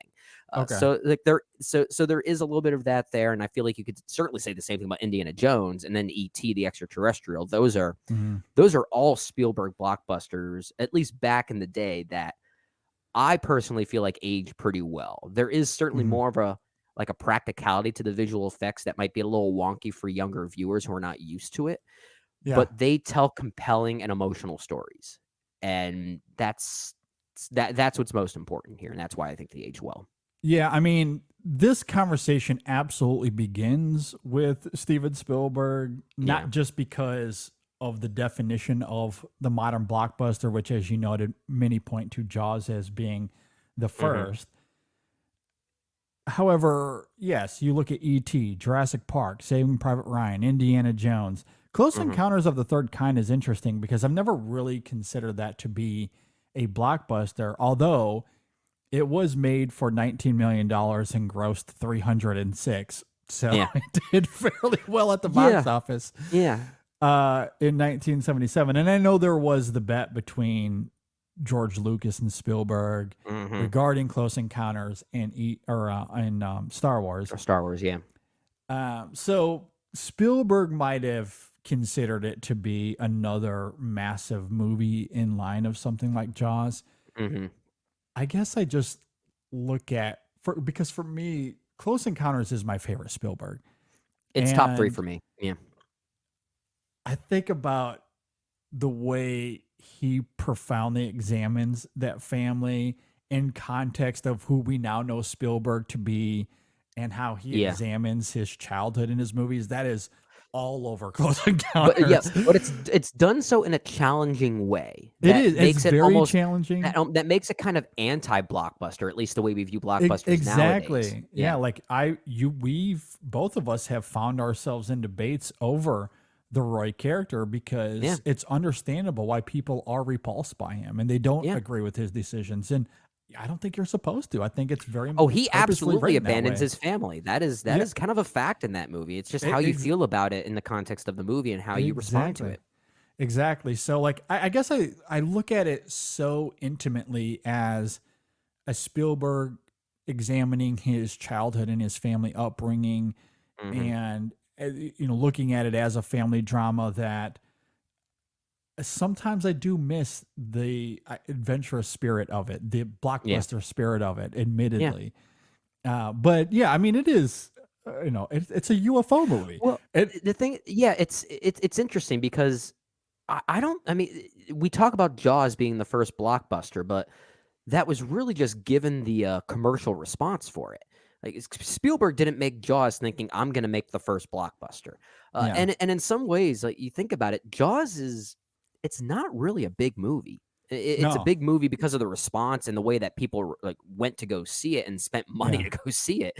It was a very rewarding experience, but it's really 3 people on a boat battling a shark. It's not much bigger than other movies that may have come out at the time. It just really attracted a lot of people. That's a really great point because I feel like it's easy, and I might have just become victim of this myself. It's easy to think about Blockbuster in the sense of how it has been commercialized over the decades. Yeah. And so, yes, you get things like Jurassic Park and Indiana Jones and Spider-Man and the Avengers and Batman and all that sort of stuff. But just last year, the 2 biggest grossing movies was a Barbie movie and Oppenheimer. And those are much closer to Close Encounters of the Third Kind. I think that's another great point. That's what made the Barbenheimer thing so exciting because it's not what we would usually expect the biggest blockbusters of the year to be. So like, what is the definition of a blockbuster? Is it just simply a big movie that makes money? Or is it just a movie that makes a lot of money regardless of the type of movie that it is? Exactly. Yeah. And that's where I think it's a little bit of both, right? It is, yeah. Like it can be a big movie. It can be the spectacle, the mummies of the world, the Spider-Mans, or it can be a 3-hour Oppenheimer movie that almost makes $1 billion. Yeah. You know, Oh gosh, I love it. I love it. Yeah. So I so think it can it's be it both kind for of sure. it kind of skews the definition of what blockbuster is. It almost gives it a dual meaning. You're right that with Barbie and Oppenheimer, I'm more reminded of how movies like Jaws and Close Encounters were huge box office hits Yeah. when they're not necessarily the same kind of adventurous films that even Spielberg would do in the early 80s with Indiana Jones and E.T. Yes. Those have more of the I guess conventional view of how we see blockbusters and spectacle, Hmm. right? And that's not a bad thing. Those movies are amazing. They're among Spielberg's best work. But Jaws and Close Encounters have a bit more of a character focus to them, more of an intimacy to them, if that makes sense. Yeah. They're really just big money makers. So yeah, that definitely takes us back to that kind of mentality. I completely agree. Yeah. So yeah, I mean, it's an interesting conversation to be had Mhm. in that regard. And even though we're focusing on Jaws and how the modern blockbuster has been defined since, but if you look at it through the prism of a movie that is financially successful despite its intentions or how big or small it is, Mhm. I do think the scope of this conversation widens drastically, because then you have to Yeah. think of something like Gone with the Wind. I was just gonna say Gone with the Wind. It's one of the highest grossing movies of all time, adjusted for inflation. Exactly. Like that by today's standards would be, that was the Barbenheimer of its time. Yeah. You know what I Yeah. mean? So like, and there's certainly other examples similar to that. So yeah, no, it is an interesting conversation to be had in It that is. regard. Yeah. For sure. When looking at, I guess, the conventional blockbuster, the commercialization of it, Sure. moving away from Spielberg, because we Mhm. could certainly talk about Spielberg all day. I mean, all of his movies are big in a certain way. Yeah. So, like, you even look at something like Exactly. Minority Report or War of the Worlds. War Those of are the big Worlds. movies, Yeah. and I think they've aged well as well. So, I agree. No, I think like every Spielberg film has aged well. exactly. Like that's why, like, I just wrote Spielberg on my list because so many of his movies fall into this category, and many of them, a lot of them hold up extremely well Yeah. today. Maybe not Ready So- Player One, but Yeah, but that's a recent one that Yeah. is a victim of the CGI suit mentality. that Funny as well, enough. and same with the BFG. I think falls The in that BFG. camp as well.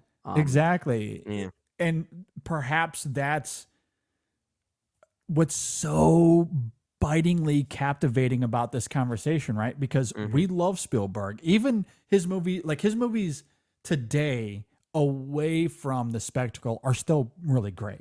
Like, he's still making very good movies. Yeah, the Fablemans. It's The amazing. Fablemans, incredible movie.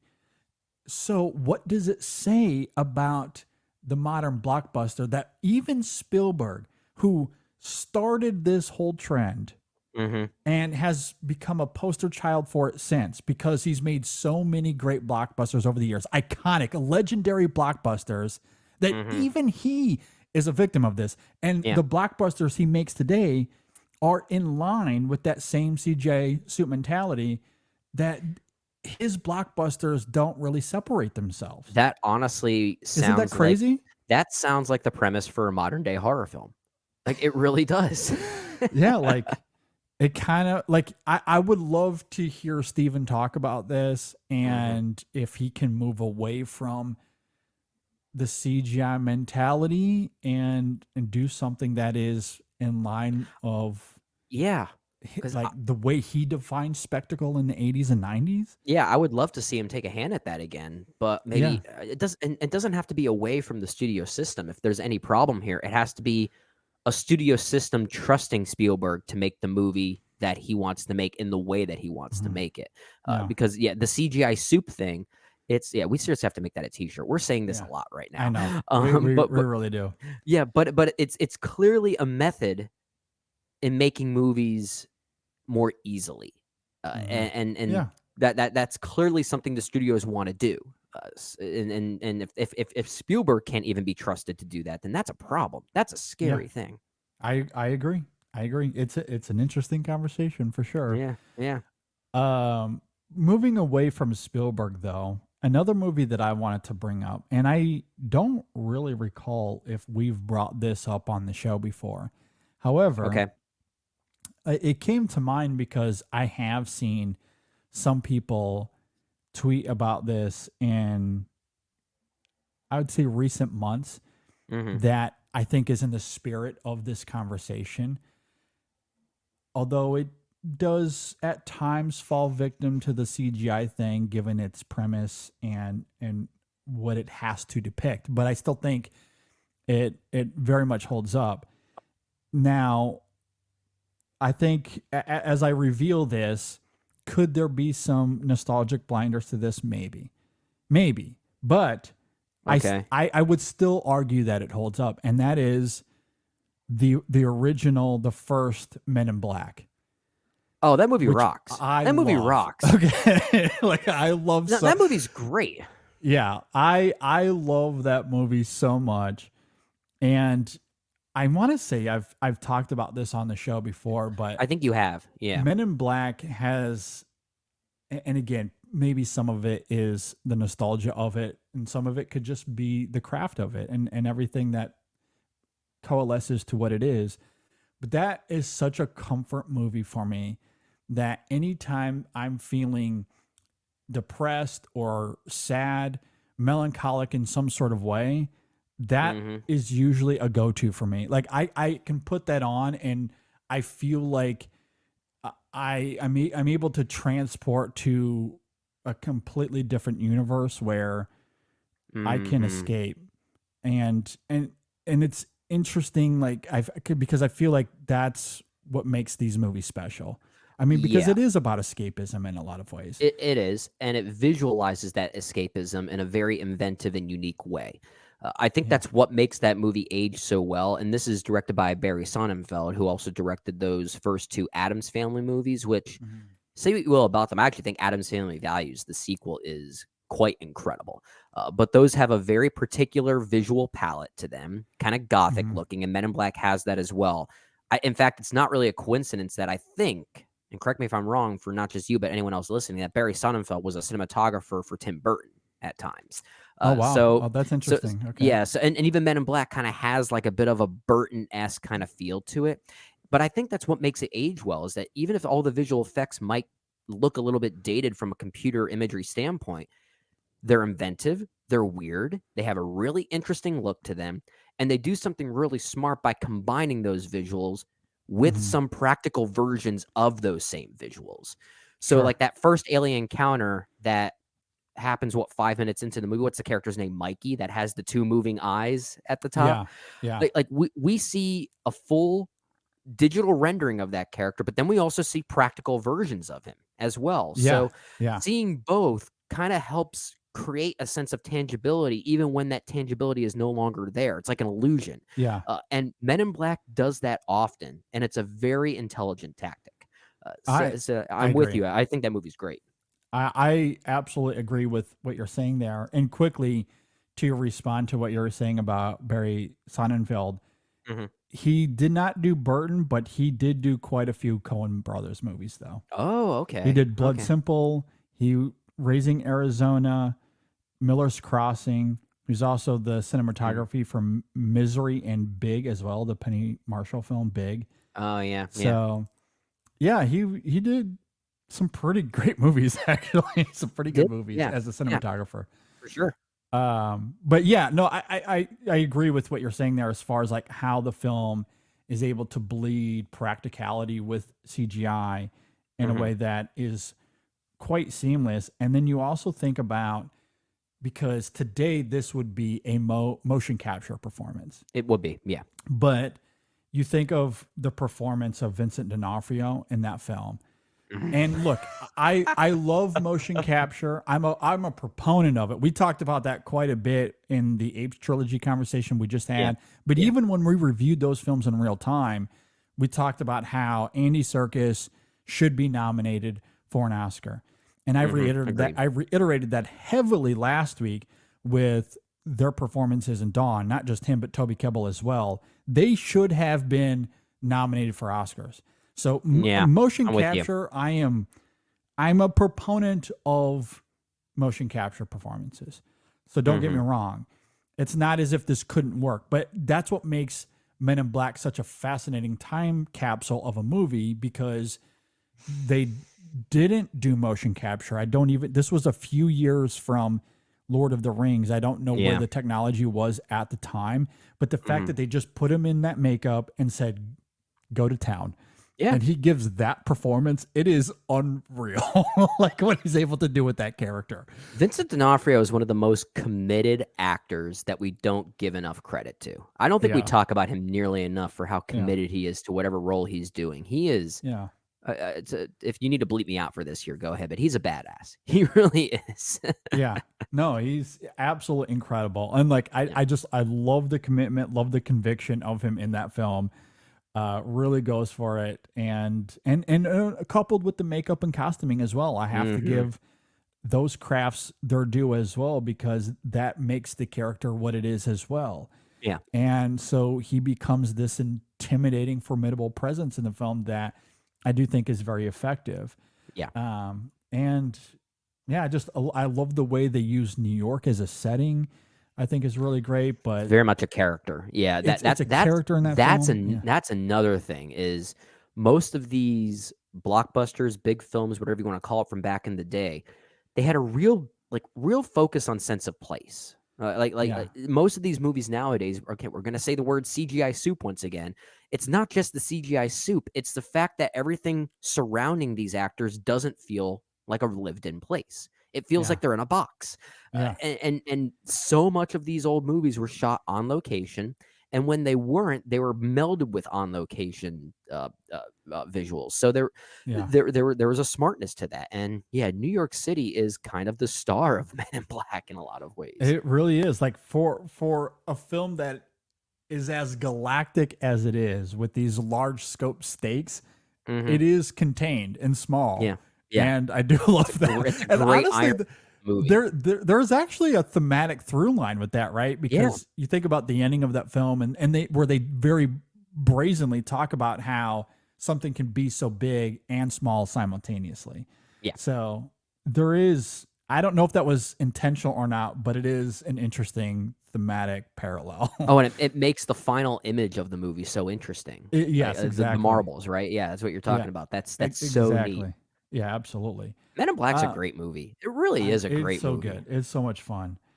I know we're running somewhat low on time here. So what else do you have on your list? Because I want to at least mention quite a few other films, even if we don't go into them too deeply. Yeah, so I'll keep these pretty brief just for the sake of time, but one of them I'll keep very brief because we've talked about this many times on the show, but the Pirates of the Caribbean trilogy. Yes, you have to mention Pirates. You have to mention that. I still think the top 3 best visual effects I've ever seen in a movie, it would include Davy Jones from Dead Man's Chest. Yeah. That's the quintessential counter argument to the CGI soup. Yeah.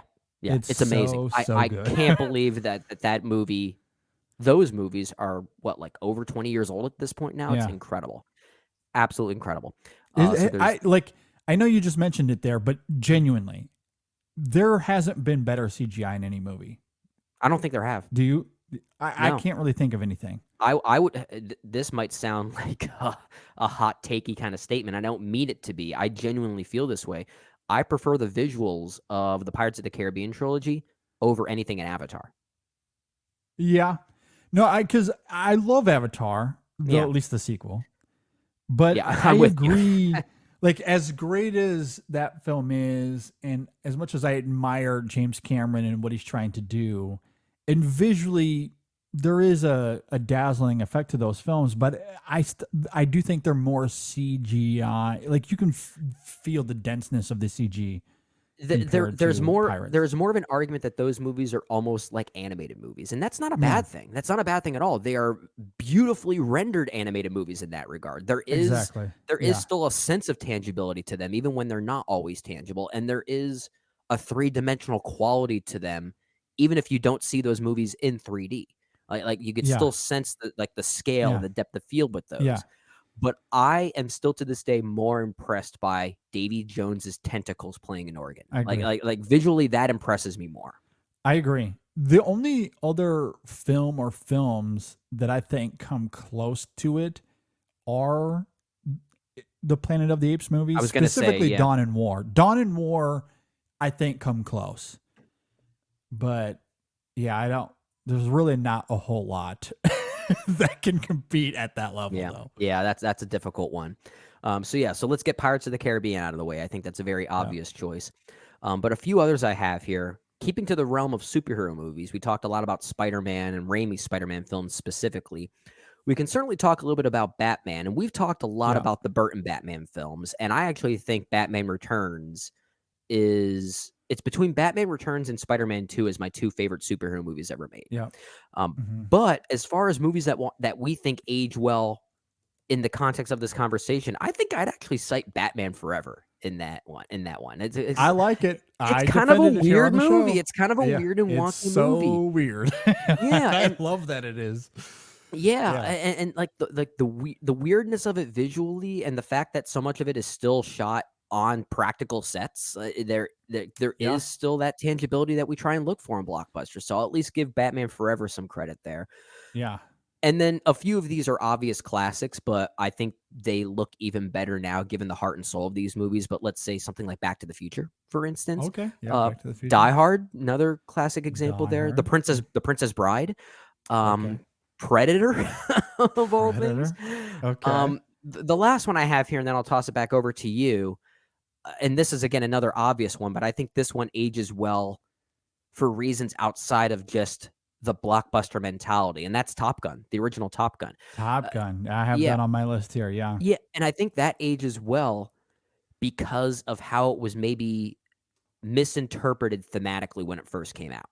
That's a movie that I think was sort of seen as, at least initially seen as, just military propaganda. When nowadays, I think we kind of see that as anti-propaganda.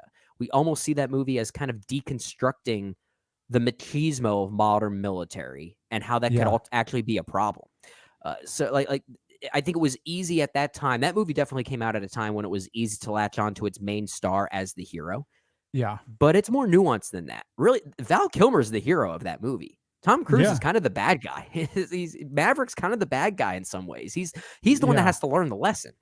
So it's like that's a movie that I think ages well because we're able to reinterpret it correctly nowadays. So I wanted to cite that one as well. I agree. No, I very much had Top Gun on my list for all those reasons. That's still one of my favorite conversations we've had.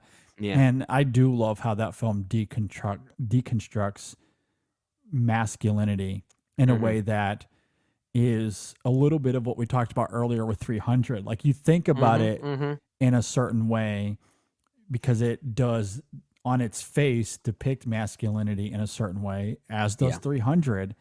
And it's easy to gravitate toward that.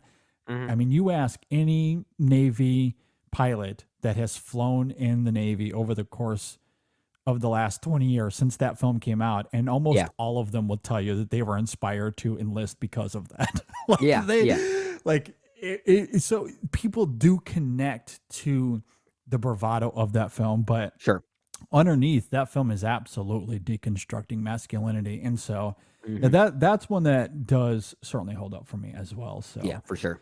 I agree with you. I had that on my list here as well. Another film that I have on here is Aliens, which is of course, a prominent film from the 1980s. One of the biggest reasons I have it on my list here because people talk about Alien as this masterpiece, and I know that Aliens, in many eyes, is also a masterpiece, but I think that film is as good as the Ridley Scott film. I think it's as much a masterpiece. It's interesting. I wouldn't go that far compared to Alien, but Alien's also a top 10 favorite film of all time for me. So I hold that one in such a specific high regard. Okay. But I do think Aliens is my favorite James Cameron film. So I'm with you in the sense that I think it's an amazing movie and one of the best action sci-fi horror films of the 1980s for sure. Yeah. So I wanted to at least give that some love.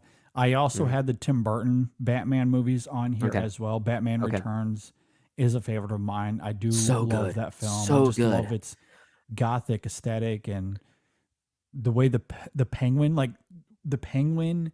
Well, I was gonna say maybe that would be a mocap performance now, but then you think of Colin Farrell, and again they're going back to makeup, and perhaps Yeah, and it looks that's great. indicative of the artist, right? Yeah, yeah. Because Matt Reeves, that's the style of filmmaking he wants. It makes me wonder if the Spielberg blockbuster today is more indicative of the type of movie he's making, because Ready Player One is a film that is all about virtual reality. I don't know how you do that practically. Like that, and That's a the good point. practical That's a good moments point. of that film do have a tangibility to them when you see Sure. the Columbus cityscape, if you will. Like there's like a grungy Yeah. tangibility to it. Yeah. But then you get into the virtual space of it all, and that's where the CGI soup comes in.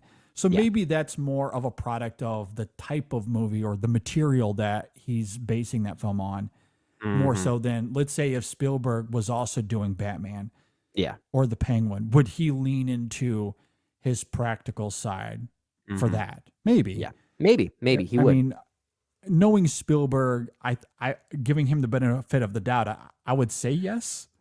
I think that's probably what he would do. Isn't he supposed to be working on a Bullet movie with Bradley Cooper? Maybe. I feel like that would be a great opportunity to go for a more tangible approach to blockbuster filmmaking like we did in the past. I agree. Yeah. So anyway, I wanted to bring up Aliens. That one is one I had on my list here. The Hunger Games.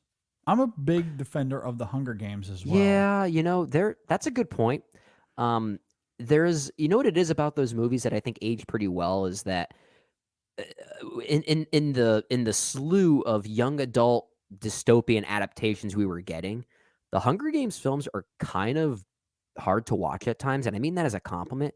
They really do. They do a good job taking themselves seriously. I mean, clearly those movies were inspired by situations like Battle Royale, for instance, right? It's not really anything new, but that first Hunger Games in particular, it is not really a fun movie. Like it is very, very It's deliberately devastating. Yeah, it is children killing children, and it does not shy away from that. It's actually kind of it's hard to watch. It's worthy of praise for just that reason. I know people really love that second film, and it is great. It probably is the best of them.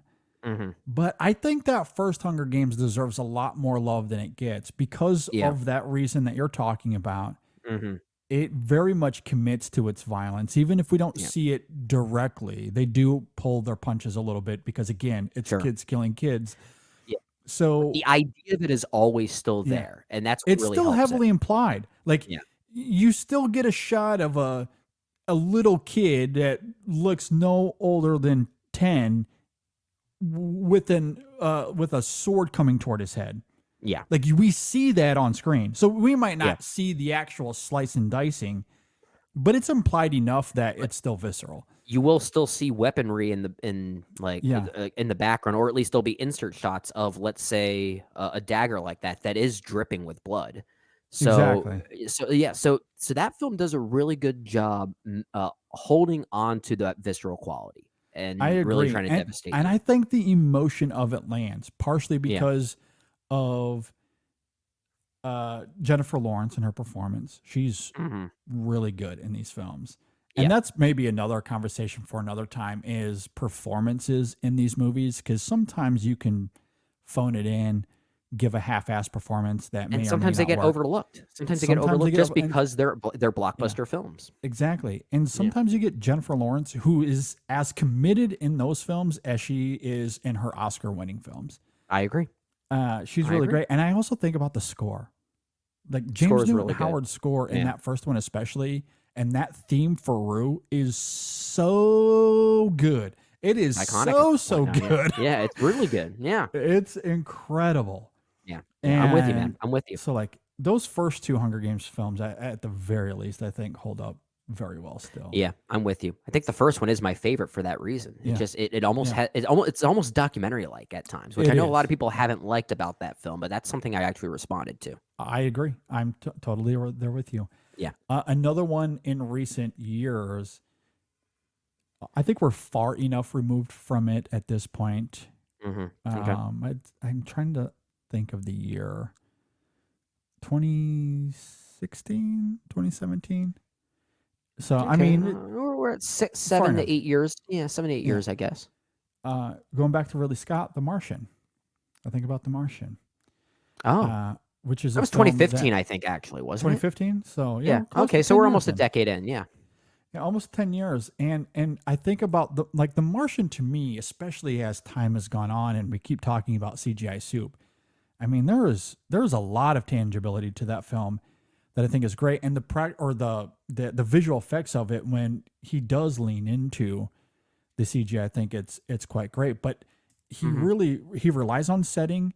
He relies on Matt Damon, working within that space, touching things, showing us things, and that feel really great. So like that's a film that I think holds more, like that and Interstellar begin to hold more power with me in this conversation as time goes on. And unless things shift, I think that power is only going to increase. Oh, visually speaking, I think they certainly have a place. And I think The Martian has an even more interesting place here, because one thing we haven't talked about with modern blockbusters is, and this is, I guess, more emblematic of Marvel than anything else, but there is the emphasis on humor and quippiness and trying to create like this kind of character banter that's just fun and funny. And that's not always a bad thing. That's sometimes a great thing.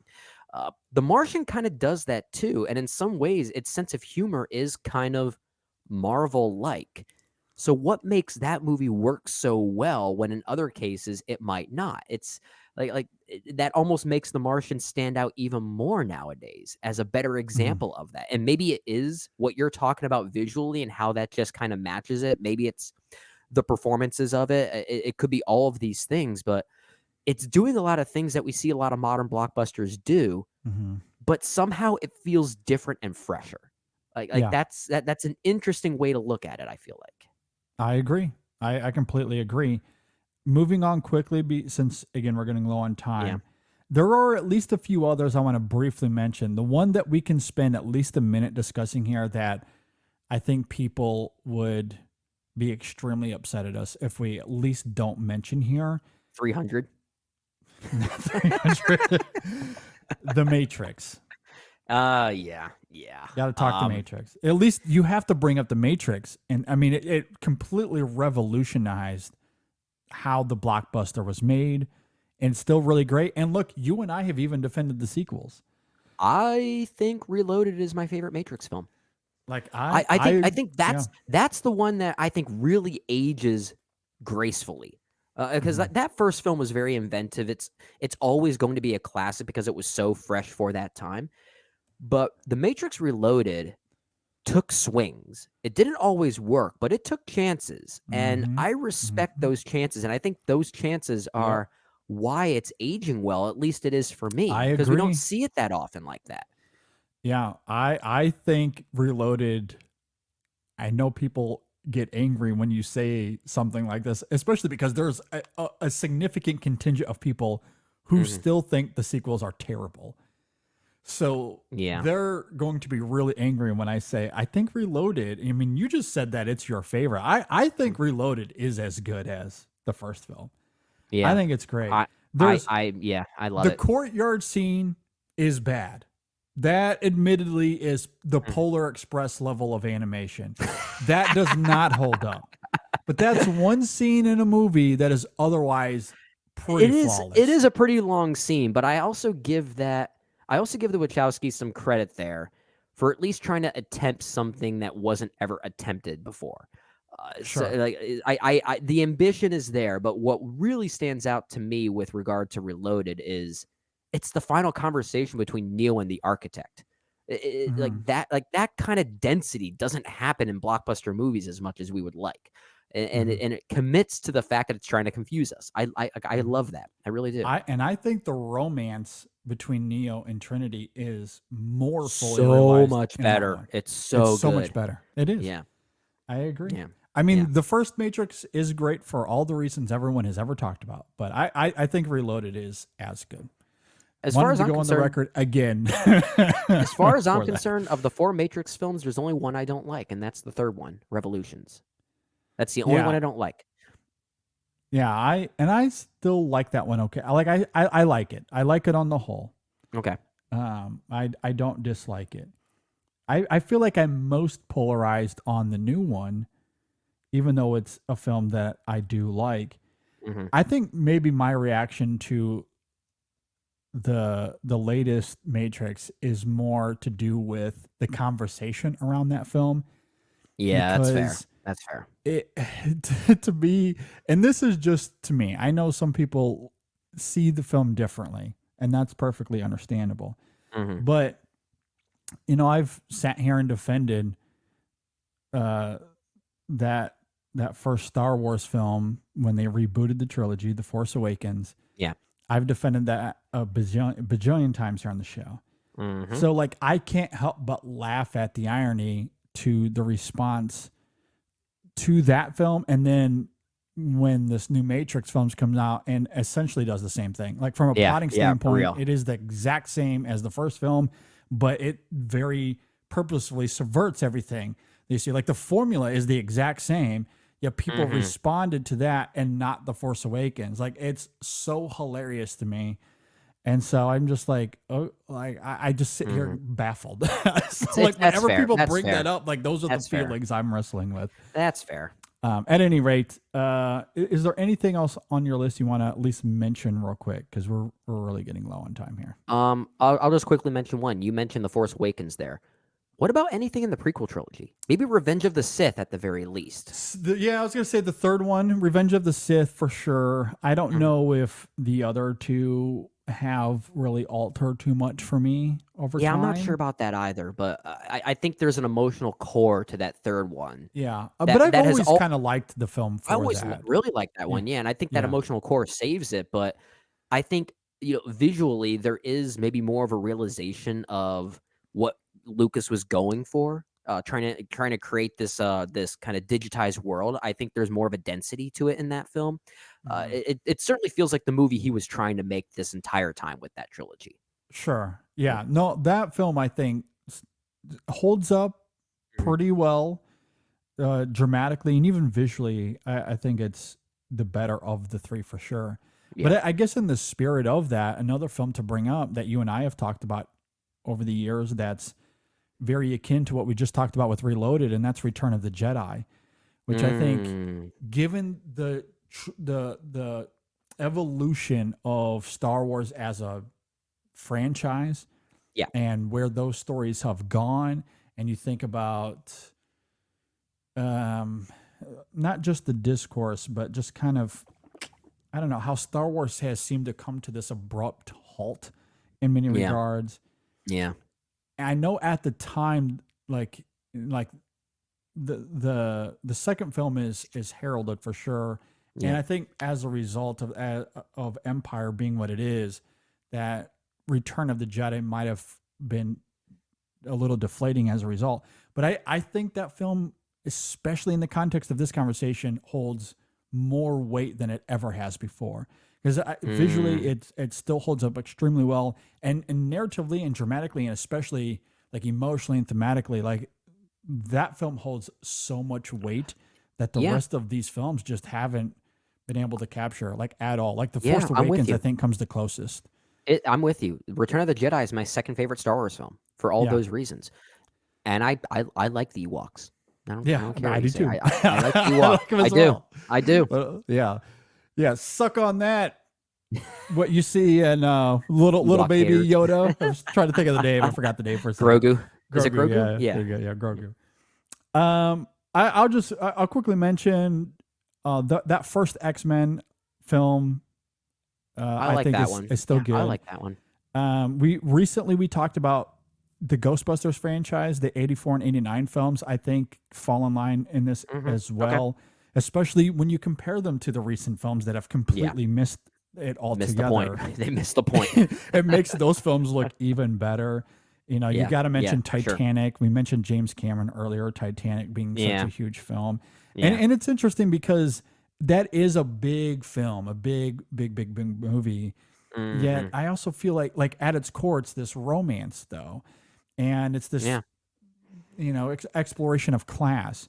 Yeah. So for as big as it is, it also has like this small heart, but this potency to it that, like, I just love that contrast. I'm with you. And I don't, I guess like, the other film I thought of, I guess before we even came to the definition of how we were going to talk about the blockbuster here, is there's certainly some films pre-1975 that by today's standards would qualify. You think of something like Seven Samurai, for example. Yeah, true. But another film, and because it just got a remake recently, I thought of this, is All Quiet on the Western Front. And while the remake, it wasn't like this huge box office spectacle, but it was this huge war spectacle still. Yeah. And that original 1930 film, I'm trying to think of the year. I think it was 1930. Like maybe 1931. Yeah, I recently watched that, and man, that's of its time. That's a huge movie. Yeah, and of course it went on to win Best Picture. Like that was a great pre-1975 blockbuster that still holds up extremely well.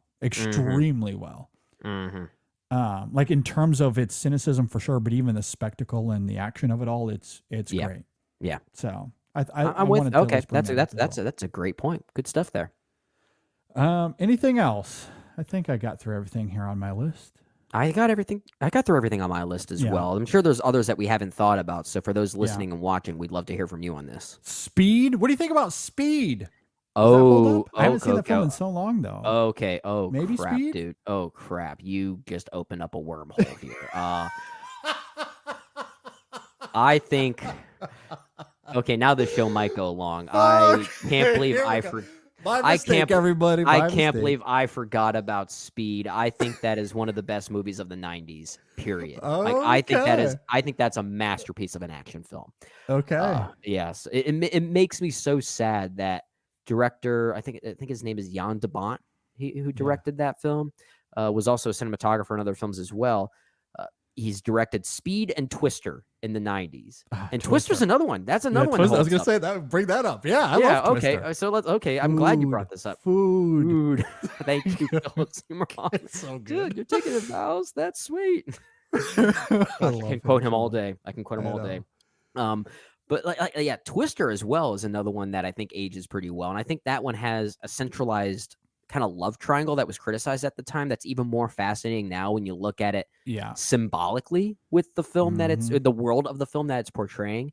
And the other thing about Twister too that we don't see as often as I would like is the how a great soundtrack can complement your big movie. I mean, we see it a lot with the Guardians of the Galaxy movies, but we don't see it all that often outside of Guardians of the Galaxy. But Twister had an amazing soundtrack. Top Gun had an amazing soundtrack. Like this was back when the movie soundtrack was almost complementary to the film itself. Sure. I miss that. And Twister was another great example of that. But yeah, Twister, Speed, both of those 90s action films I think hold up very well. That crazy. That was his first movie as a director. I know.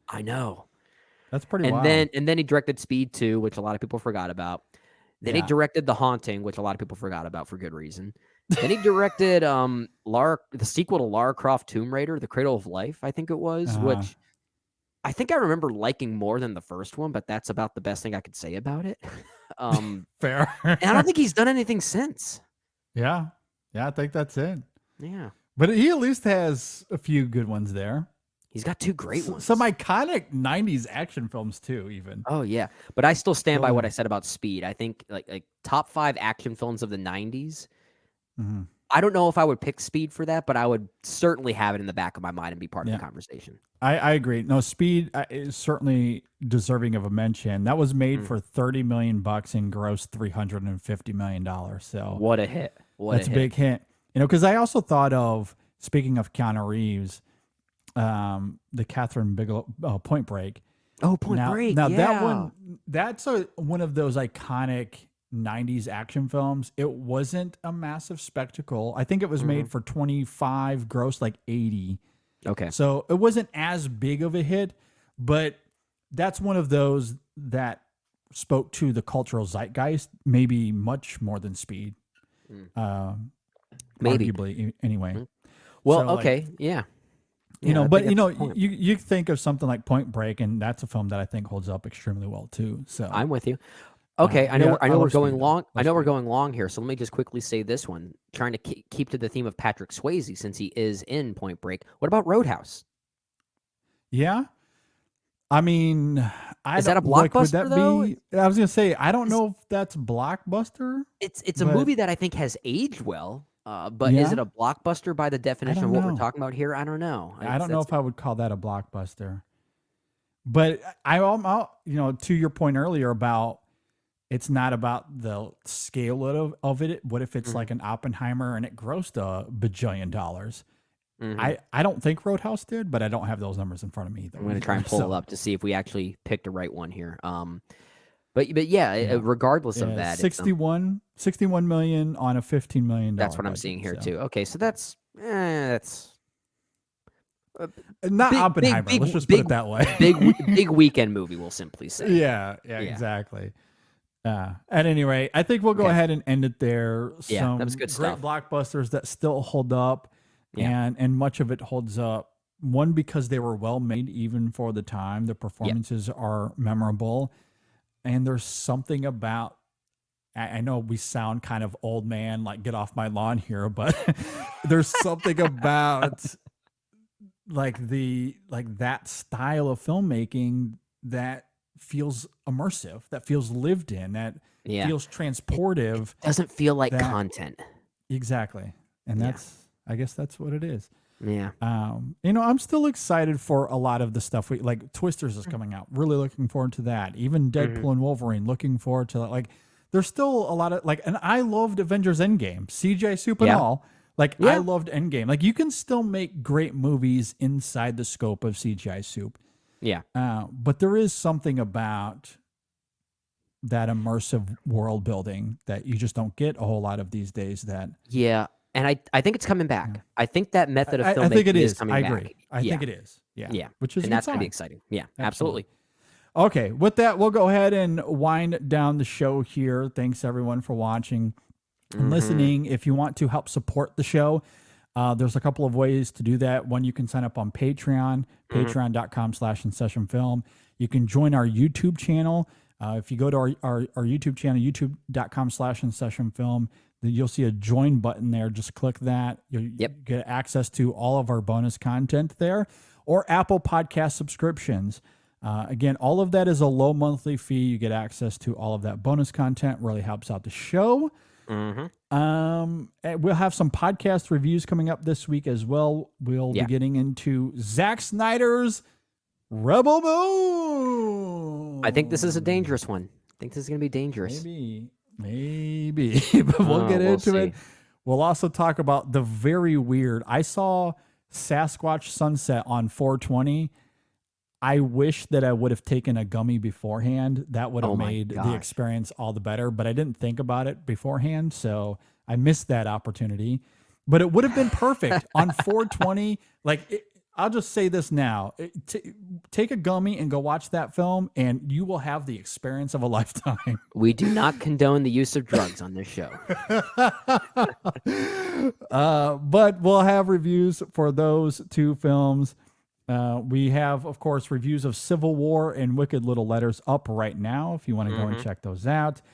There's going to be a new Women in Session podcast that should be out by the time this goes up, where they talk about Sean Bean. And there's a recent Chasing the Gold episode where they talk about Best Actress. Shadon and Andy Punter talk about the Best Actress category. All of that is available right now. Of course, you can follow us on social media, Facebook, Twitter, Instagram, Letterboxd. You can email us InSessionFilm@gmail.com. If you're watching on YouTube, please subscribe to the channel, like the video, all that fun stuff. Yeah. If you're listening on Apple Podcast or Spotify, rate and review us there. Really helps us out as well. All right, Brendan, any final thoughts before we get out of here? No, this was a great conversation. Love this one, man. And for those listening, if I sounded a little bit hoarser in the voice than usual, I'm just getting off the heels of basically playing a 12-hour music gig yesterday. So yeah. I am sore. My throat is kind of, and all these were outside too. Oh boy. So yeah, it was outside in that Philadelphia sun. Oh gosh, dealing with Philadelphia sports fans because we were playing in between both the Phillies game and the Sixers game when they were playing in the playoff game in New York City. So they had a lot of that stuff happening. So dealing with a lot of rowdy fans that just want to hear Freebird over and over again, and we don't even know how to play that song, so we're not even doing it. It's inevitable at every venue. Freebird, play Freebird. But here's the thing: like these are people that are probably in their like early to late 20s at worst. I don't even think they know the song Freebird. They just think they're supposed to yell that at Just that wait band. for me to show up, and I'm going to yell, Hans Zimmer, Rush score, score. I would at least take that over Freebird and Creed were the two big screaming requests we got. There you go. All right, well, you better start learning Rush because I'm going to scream that at your next concert. Yeah, we hey, from a movie standpoint, we do Goldfinger. From James there Bond. you go. Yeah, so That's there's good. Yeah. That's fun. Yeah. Oh, we also do the song from Pulp Fiction, Miserly. Oh, okay. Yeah, that's fun. Yeah. Good stuff. Yeah. Yeah, as far as a final thought for me, for those watching on YouTube, I have temporarily fixed my cave situation. Okay. So you can see that I am not in the dark anymore. I mean, part of it is we're recording this earlier than we usually do, so there is some sunlight coming in here. But I have my main light on. So I'm not stuck in my cave.